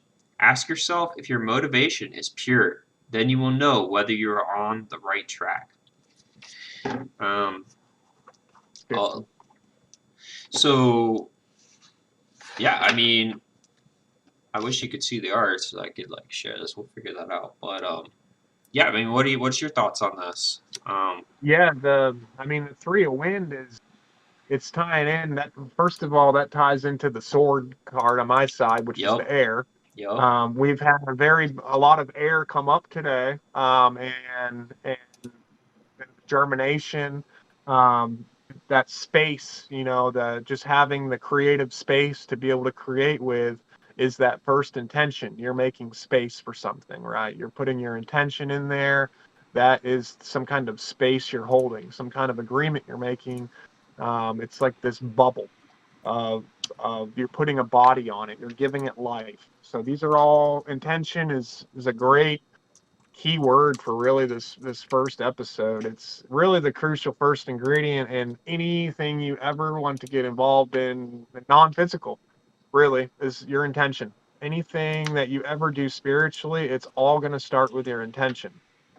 You can only go as far as your intention. So, I mean, if you look at the the three of wind, I mean, it's showing you that, I mean, a bird. I I mean, posted it it's in the chat too, so you can take a look at the okay. card. Maybe I can check it out there. Yeah. So we've got, um, the three is if you look at the digits 0 through 9, three is movement. So you've got three is very much the ideal representation of movement, and I mean that's the rune we pulled. I mean, so we've got a big intention and movement thing hitting home here, and Yeah. Do you think that has really something to do with coming out of Mercury retrograde too? that's a good point. Yeah, yeah, that could absolutely be. There it is, three of wind. Wow. So, okay. So on this card, it shows you the direction of the movement is up. So it's to the top of the card. And how do you know this? Because that's where the light is shining off from. If you look at our sun, or what we call our sun in the sky, that reflecting shield there, that's just where our movement is. So we are heading in that direction, and we're heading so fast that it's creating all of this visible light sense data coming off of it. So the three of wind here, it shows you we've got this. It reminds me of the of our object that's traveling, and it's three edges like a pyramid, like a whenever you have eclipses, for some reason we have three poles. So we've got every time you have an eclipse on this system, the next time it comes around, so each eclipse that you have is part of something called a Saros cycle. And the Saros cycle has, which is kind of weird that it's like the name Soros. But Right. anyways, each Soros cycle has anywhere from 20 to like 70 or even like 80 to 100 eclipses as part of its cycle. And then within a Saros cycle, in the center of the cycle, you hit its height. So that eclipse during that part of the Saros cycle is going to be the longest and the widest. You're going to have the object that's actually causing the whole entire cycle. So that's the day when you hit that center of the cycle. And these cycles play out over thousands of years, since there's 19 years typically in between these patterns. And when no, it's 18. It's almost 19. It's like 18 thing on Hmm. these sorrow cycles. Okay. And then when they appear 120 degrees and inverted on the earth. So for example, if it happened in North America on this eclipse, Saros number 61, and then Saros number 62 of the cycle is going to be 120 degrees longitude away, which would be out towards like past Hawaii or out near the Philippines, and then it's going to be flipped on the other side of the equator, so down near like Papua New Guinea, Australia area. And that's how the eclipses occur. And then the next one after that, number 63, would flip back up onto the north side over the equator, and it would be up in Europe. And then it would flip down and be South America, and then it would flip up and be in China, and then flip down and be in Africa, and then up back in North America. So every 7 cycles, you hit your spot again, which is why the number 7 is very key to our system. It's your return. So they call it, when you return, you've conjuncted your original spot and your original position. Hmm. You've and it's got the word earn in it. URN, where what do you keep in urn? You keep ash. And what is ash? Ash is earth. What is ash really? Ash is the driest substance on the earth. It's without water. It's the piece of substance that has the least amount of water in it. It's very magical in itself. It's very good for gardens and many things for growing. Ash is very much earth, so the soil has ash in it. It has oil or soul. It has this I don't know, this body substance we pretty much have termed oil. at this Essence. point. Yeah. Yeah. Which is funny, when I press plants and stuff, I'm pressing it with heat and pressure and getting it down to its oil. You could So, say that's like um, blood because when you, yeah, your name that's a being good point. rock, you could say, I mean, what's petroleum? That's literally rock blood. Hey, petrol, which is, yeah, rock oil. It's neat. Blood, yeah, Yeah. rock blood. I don't know what you would call it. Yeah. That's it's really interesting. I think of trying to. There's Moses. I think somebody gets water, squeezes it from a rock in the desert or something, and Oh it's yeah. almost like a pineal. Like the pineal gland is like this rock thing, and well, it's supposed to be soft limestone or something, but The pineal it's like gland. you get oil. Yeah, and I think it secretes an oil. So that's how you Supposedly. literally get. And you know how where we live in Ohio, Kentucky area, you've got a lot of lime and sandstone, and you ever see those oily sulfuric pockets oozing out of the earth? Mm-hmm. You know what I'm talking about? Like they're all sheeny, and it looks like either a natural gas thing is under there or some. It's like we've got a lot of sulfurs, oils, coppers, and oxides that bubble and grow into things. Yeah. So like a lot of positive outward pressure here. Hmm. Um, and I don't know exactly where I was going with that. I'm getting a little off, but Well, we were talking about Three of Wind, which was the three card, wins. Yeah, um, yeah, right. A little off. which is all about movement. It says recognition too on Yeah. the bottom of it. That's Yeah, it kind of neat. also, if you see at the bottom, it has the symbols for Saturn and Libra. They're in the Sure. Oh bottom. yeah, it does. Wow. So, and you know what? Saturn exalts in Libra. I was Yeah. talking about exaltations earlier. Yeah. And what does Libra do? What happens at that point of the year in the fall? Well, we put things away where they go. So things fall into place. You know, all phrases are very symbolic of something's true nature. So you can learn about the fall by looking at everywhere it's uttered.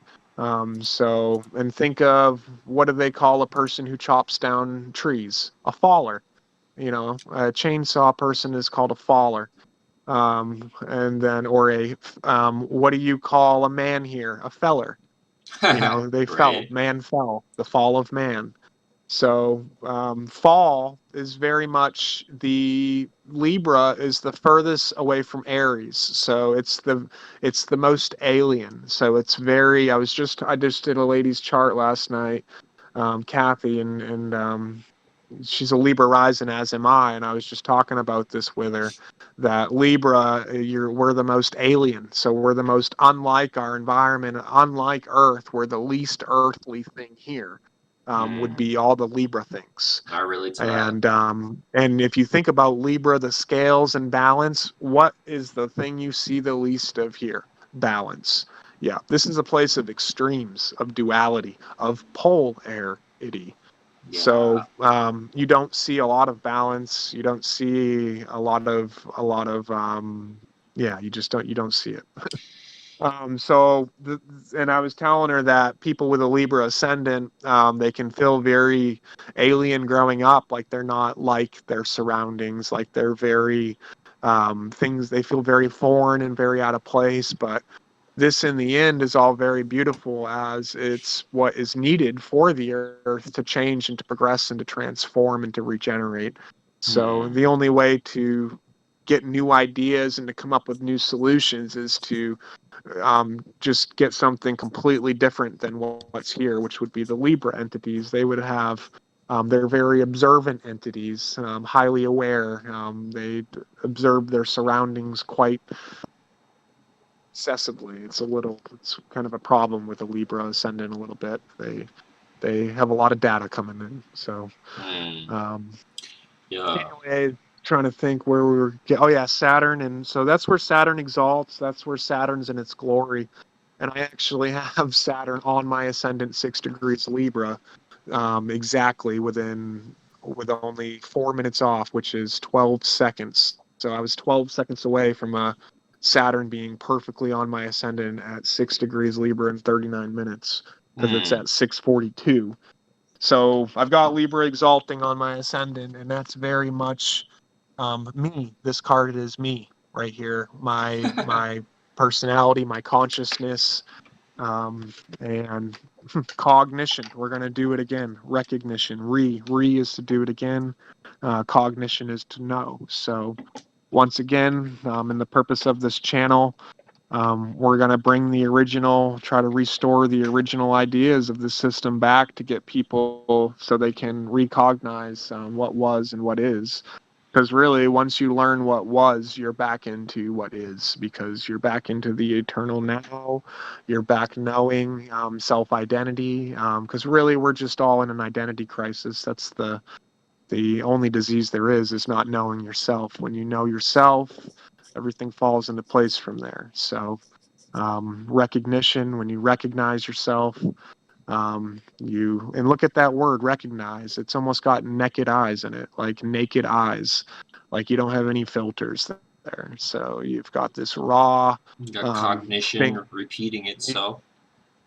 Yeah, Pete and repeat. That's Yep. it. My name's Pete. So Yeah, we'll um definitely have to talk more about language. I would love to talk about just the word re. I mean, that's like yeah, it's a whole episode probably. Just it language and is. stuff. It is very much. We'll have to do it again. Re it, And yeah. it's in the creator. Look at the word creator. It's got re in it. It's got the word ate. Ate was something in our podcast today we were talking about. It's the past tense of eat. The only way we're sitting inside of a being. We're inside of some kind of body is what's going on. We are light. So we are light. We if you are some god, some perfect creator being, what do you eat? You eat light. Hmm. So we are what was eaten. You are what you eat. So, and you watch what you eat, right? Watch what you eat. That's a saying. So God's always watching us. So guess what? God's going to eat. We are the food of the gods, right? Coming up. So it's an honor to be eaten by God, to be chosen as God's light meal, I suppose. God's probably a dangerous set of sounds, and I shouldn't be uttering it, but the Yeah. creator, the creator's the one that ate because it's got the eight in it. The creator, and it's the Cree, is the Christos, the oil. So, what are you eating? You're eating that light oil. And a Tor is a best friend. The Bach Saga tells us that. The Tor is your best friend. A Tor is a cross. A Tor is a perpendicular aspect. It's a 90-degree angle.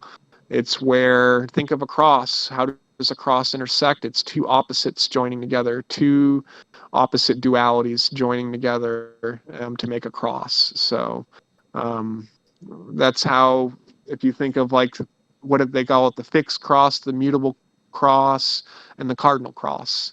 If you look at those crosses on the zodiac, they all have a particular shape that they're made up of opposites. Opposites attract. So that's how you get a cross. These opposites attract to each other. And then you've got the cardinal cross from the two opposites of the cardinal forces attracting, the positives and the negatives. The positives on the cardinal cross, we've got cardinal air, we've got cardinal fire. Those are both positives. And then you've got cardinal water and cardinal earth, which would be Cancer and Capricorn, which is your tropicals, your tropics, and your cardinal fire is Aries, and your cardinal air is Libra. That is going to be your equator. So your balance, that is your hand. That's the hands of God. That's how you do. That's your skill. Who has the skill? That's the tropics. That's the being. The being is what has breadth, which has extension. A tropic, imagine extending from a point up and down, north and south. Well, north and south is forward and backwards. Up and down doesn't have a term for it, really, like a north or a south. It's just in and out, up and down. Those are similar things. Emitting and absorbing. Those are all in the same kind of boat there. Right. Um, It sort of but just breaks down to like you're using sort of the elements to describe it, right? right. Yeah. So you've got when you're messing with divination, you've got a lot of tools. I mean, you really do. language in itself is a tool. In the beginning was the word. You can always look at each word. You can break down every word into the sounds. Your mouth, to utter every sound it utters, has to make a certain shape, and it has to allow a certain amount of airflow to come up from your throat. All vowels come from inside of you. All consonants happen in your mouth. So the cave of creation is your mouth when things come crashing in on the wave of the tongue against the rocks of the teeth, and they, slip out into creation on the shore of life out your mouth. It's not, and the great book tells us it's not that which go within you that defileth you. So those things that you eat, the vaccinations that you get, everything, the Cheez-Its and the cheese doodles that you put in your body, the Mr. Pibb that you like to drink, all these things, these do not defile you. As light, nothing can hurt you, nothing can ever touch you, nothing can ever erode you. I mean, it's just not how it works. You don't have a fallacy. So you have to kind of believe in fallacies and illusions and play that game, which is what we're playing. So the I forgot what I was going to say right there, but yeah, you're untouchable. So it's kind of a If you want to be. if you have to, you got to do your own work to get there. You can't just, like, I guess, wake up and say I'm not going to be fearful anymore, and then still have fears popping up later on. It's something that you come to, that you arrive at, that you work for, and that you make it through. Fear is a journey, so it's not a switch necessarily. So and we're coming up against some things right now where you're going to be put to the test. You're going to be put to the fear test to see how much of it you can handle.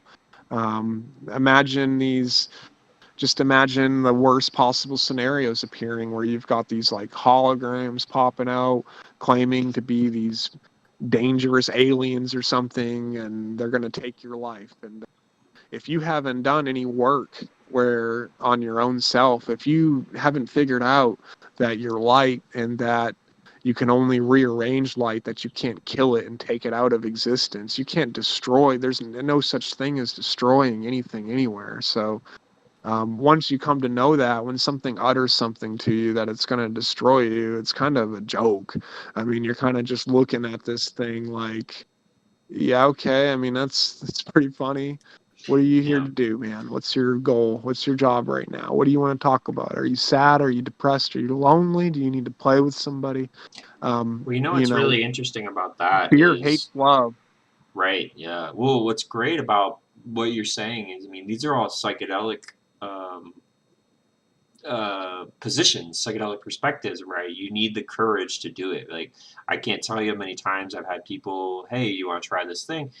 Well, no, I'm not ready. But you don't even know what you're missing. And, these are tremendous experiences. And, consequently, I've heard people, oh, I've taken a handful of mushrooms. I'm like, well, that's impossible because you are an asshole. And, like, you don't come back as the same person. And these things Right. aren't It's a good. necessarily like they're not like hyper mystical in a way, but they they're going to show you tremendous fears if you have them. They're going to and if you're the most common thing is ego death and whatnot and all this, and like that's Yeah, fine, but um it is. I remember the that's level biggest thing for one, me was seeing how I treated people. yeah, and Once that's you go through scary, that's that, very scary. once you see how you treat people, it's really weird. Like, you start to treat people differently because you can see the way the world sees you, and when you see that it's not that great, you should want to do some work to change it in a way. And you don't slap the outside against the outside to change the outside. You do the internal work to Yep, change the do the outside, of work. course.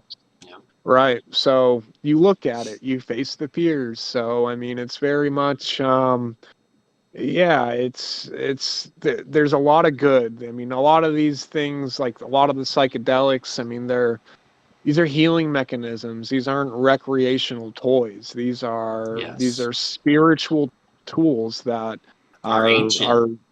They are very ancient. They are very personal. They are also very social too. So Oh I mean, yeah.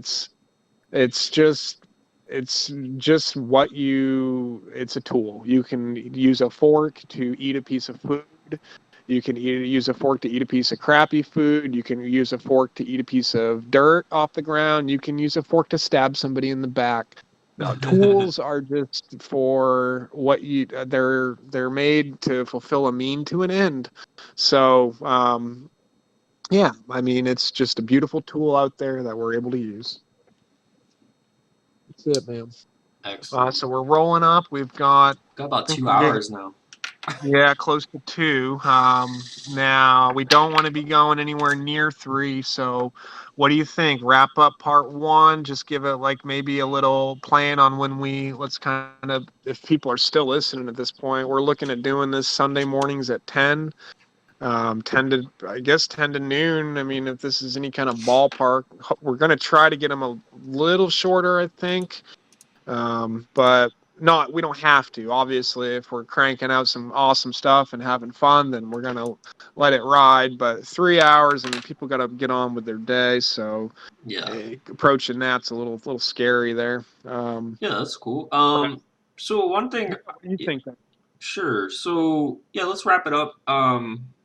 This is great. I mean, I think definitely, wherever we end up posting this, give us your comments. Tell us what you guys think. Tell us what you want to hear, subjects, whatnot. I think, we have a lot of things we'd love to talk about. I know we're both really into language. We would love to share, what's it called? How do you pronounce it? So there's a language book that I came across, kind of a rare book. It's called Aui. Um, Aui. AUI Yep. is the name of the book, and I think you can find it like on eBay and stuff, and some book sites. It's probably around $50 to $70. I got it Sometimes for you can get it for 25. Yeah. oh, awesome, Yeah. awesome, good. Okay, well, back when I was looking for it 3 4 years ago, it was kind of hard, but I'm glad they've got some around 20. That's awesome. Anyways, I'm not a master on this book, even in the slightest sense. And like you've looked at it, this book claims you can pick this up within 30 minutes. Yeah. I That's think it is a crazy. very, it's supposed to, the book claims that this language got given to the author through, it looks like a deep intuitive process is what went on. They're claiming this intuitive process was some kind of alien being, and they said that this was the language of the cosmos, and that if you want to talk with anybody in the cosmos, you'd want to learn the language that goes on there, obviously. So this language is tied. It connects. It has a mark, a sound, and a meaning, and for each letter, I guess the letter is the mark, but so each mark, so for example, A in AUI is tied to space and time. So each thing kind of has a positive and a negative. Everything appears, if it's going to appear, it appears in duality or polarity. So you have to appear on a pole. You need a stick to play, pretty much. So you need to separate into duality to play. So when things appear, that's how they appear. So, for example, A, there's a short A and a long A. Short A is ah, that's ma, that is space. Long A is ah, that's like father, that's time. So you've got space and time on the first letter A, and in AUI, the symbol for the short A is a circle, and the symbol for the long A is a elliptical pattern, like an oval, which is time extend, which is space extended, which is time. So when you drag out the A and you keep dragging that sound out, that is time. When you just say an A, a blip, a particle of it, that's a particle, that's a thing. So when you extend it and add extension, you're adding time, you're adding a body, you're adding like yeah, time. I guess there's no pretty other way to say that. So AUI does this with each letter. It connects the English letter to a mark. So the mark looks like an O actually, and then a 0.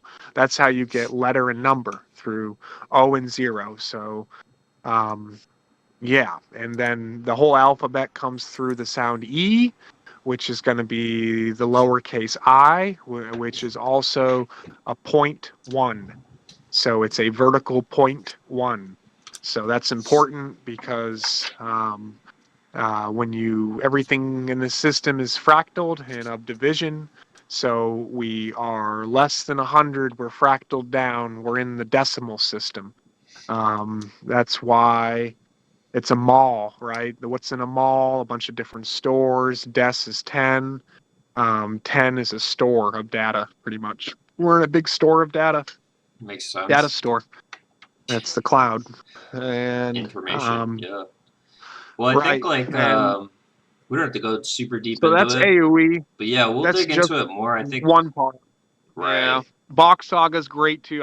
So I was gonna say I like to use AoE and the Box Saga as my language help. So anytime I want to look at root sound, I use those two tools to help show me what's going on. Hmm. For anybody that hasn't checked out the Box Saga, that needs to be done.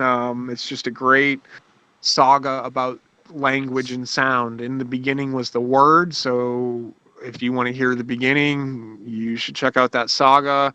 The way that if you look at it with a material lens, you will only see a story about some family living in the earth swallowing their own sexual fluids. That's all you're going to see. Excellent. But if you open your mind up a little bit beyond that, you're going to see language, sound, and you're going to see flow, how electricity moves, to make letters, to make dedicated shapes to nodes and to sound. And when this happens, it utters this vibration. So sound is very important here. That's how we see, that's how we know what's happening with light. Sound is the body of light. That's all we need to know there is sound is the body of light. So that's Hmm. why when you break the sound barrier, this cloud appears and you drop a sound body. So yeah, that's some of our tools we've got. You've got the crystal language book, which I don't have, which is another Yeah. kind of rare, expensive find. I think Yeah. That's a great book 120. too. Oh Yeah, yeah, I man. need to get a copy of that.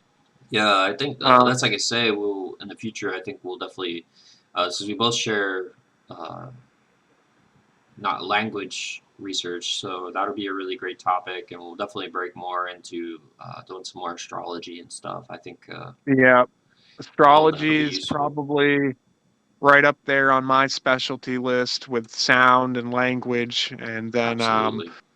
the divinatory tools, we've got plenty of tarot. I actually picked up some astrology dice that have Cool. like planets and stuff on each face, and Yeah. then the zodiac signs. That's kind of cool.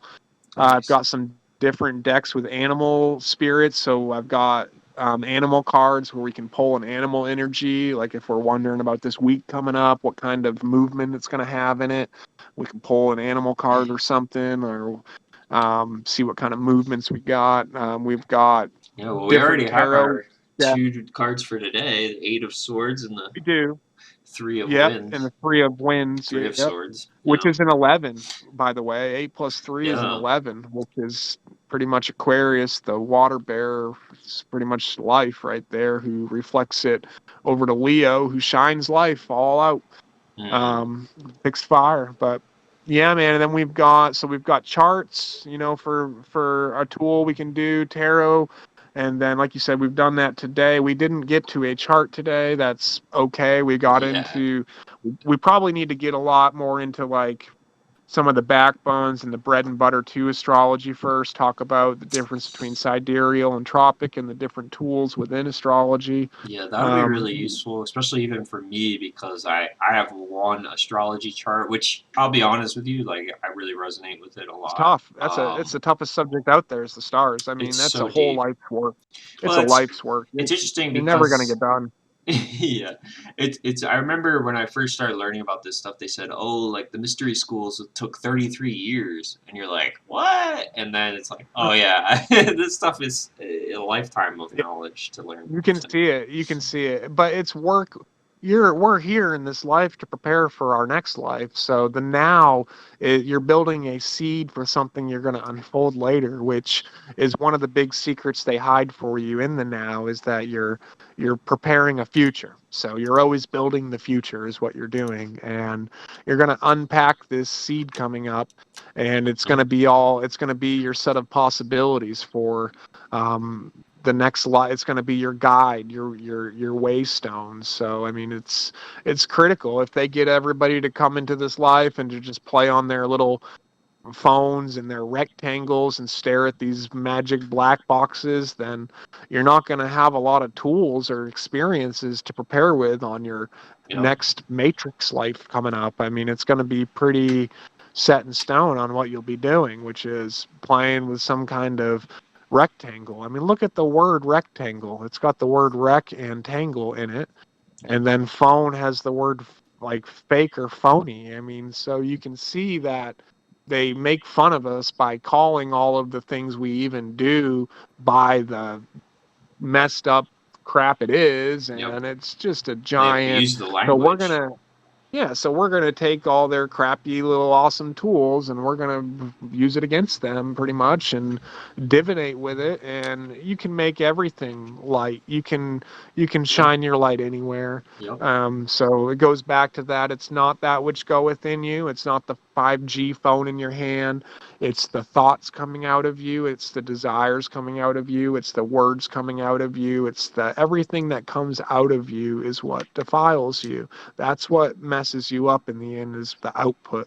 The input, none of that can hurt you because it goes through the almighty creative center and it gets filtered, and nothing can hurt that. And then you get fed from that center, and then that's why the things that come out of you after that center are what gets put into the all from you. So that's why all the things coming out are what you need to be watchful and careful of. The things going in too, obviously, but I mean, don't be in fear of the things going in you. What I do is I don't when I choose to not eat meat, I don't do it for a fear reason, like I'm going to grow some kind of cancer in me if I keep eating this. I just do it for vessel purposes, for my light. I want to keep. I have a belief that if I remove meat from my diet, that I can get a higher quality of electricity or light to group together that I'm attracting with my magnetism, with my cup. So that's Yeah. literally the only intent I have behind that action of not eating meat. It's At a not a more. basic. Oh, go ahead. You're good. Uh, I was pretty. yeah, I mean, at a basic level, what I noticed just with eating less meat in general is like there is a very obvious feeling, I guess you could say, of like nothing died, so I can survive. So at a For very sure. basic level, it's like, and I'm You not. do get some bonus ethics with it. Absolutely. Yeah, and that's not the goal, of course, but like, it's a nice little bonus. I mean, hey, apparently we. Even if it was a goal, be a pretty good aligned heart goal would be to do it for those reasons on ethical principles. A, Yeah. a lot of my reasons that I do things in the end are for ethical reasons. I look at the ethic and the moral as what makes a human human. That's what separates us Absolutely. from the animal, is the Yes. moral and ethical content. Hey, my squirrel's chewing my dresser right now. So hey, no, uh, Well, let's go ahead and so wrap if this up. yeah, man, We did absolutely. good. Last thing I just want to pretty much We'll say is meet like, up next Sunday, yeah, we'll try and do this and again we'll next do week. it again, right? Plant good seeds, people. We talked just about seeds a lot. I know it's a full moon, but you're going to be going into your new moon here, so plant good seeds. Yeah, And tune in yeah. next time.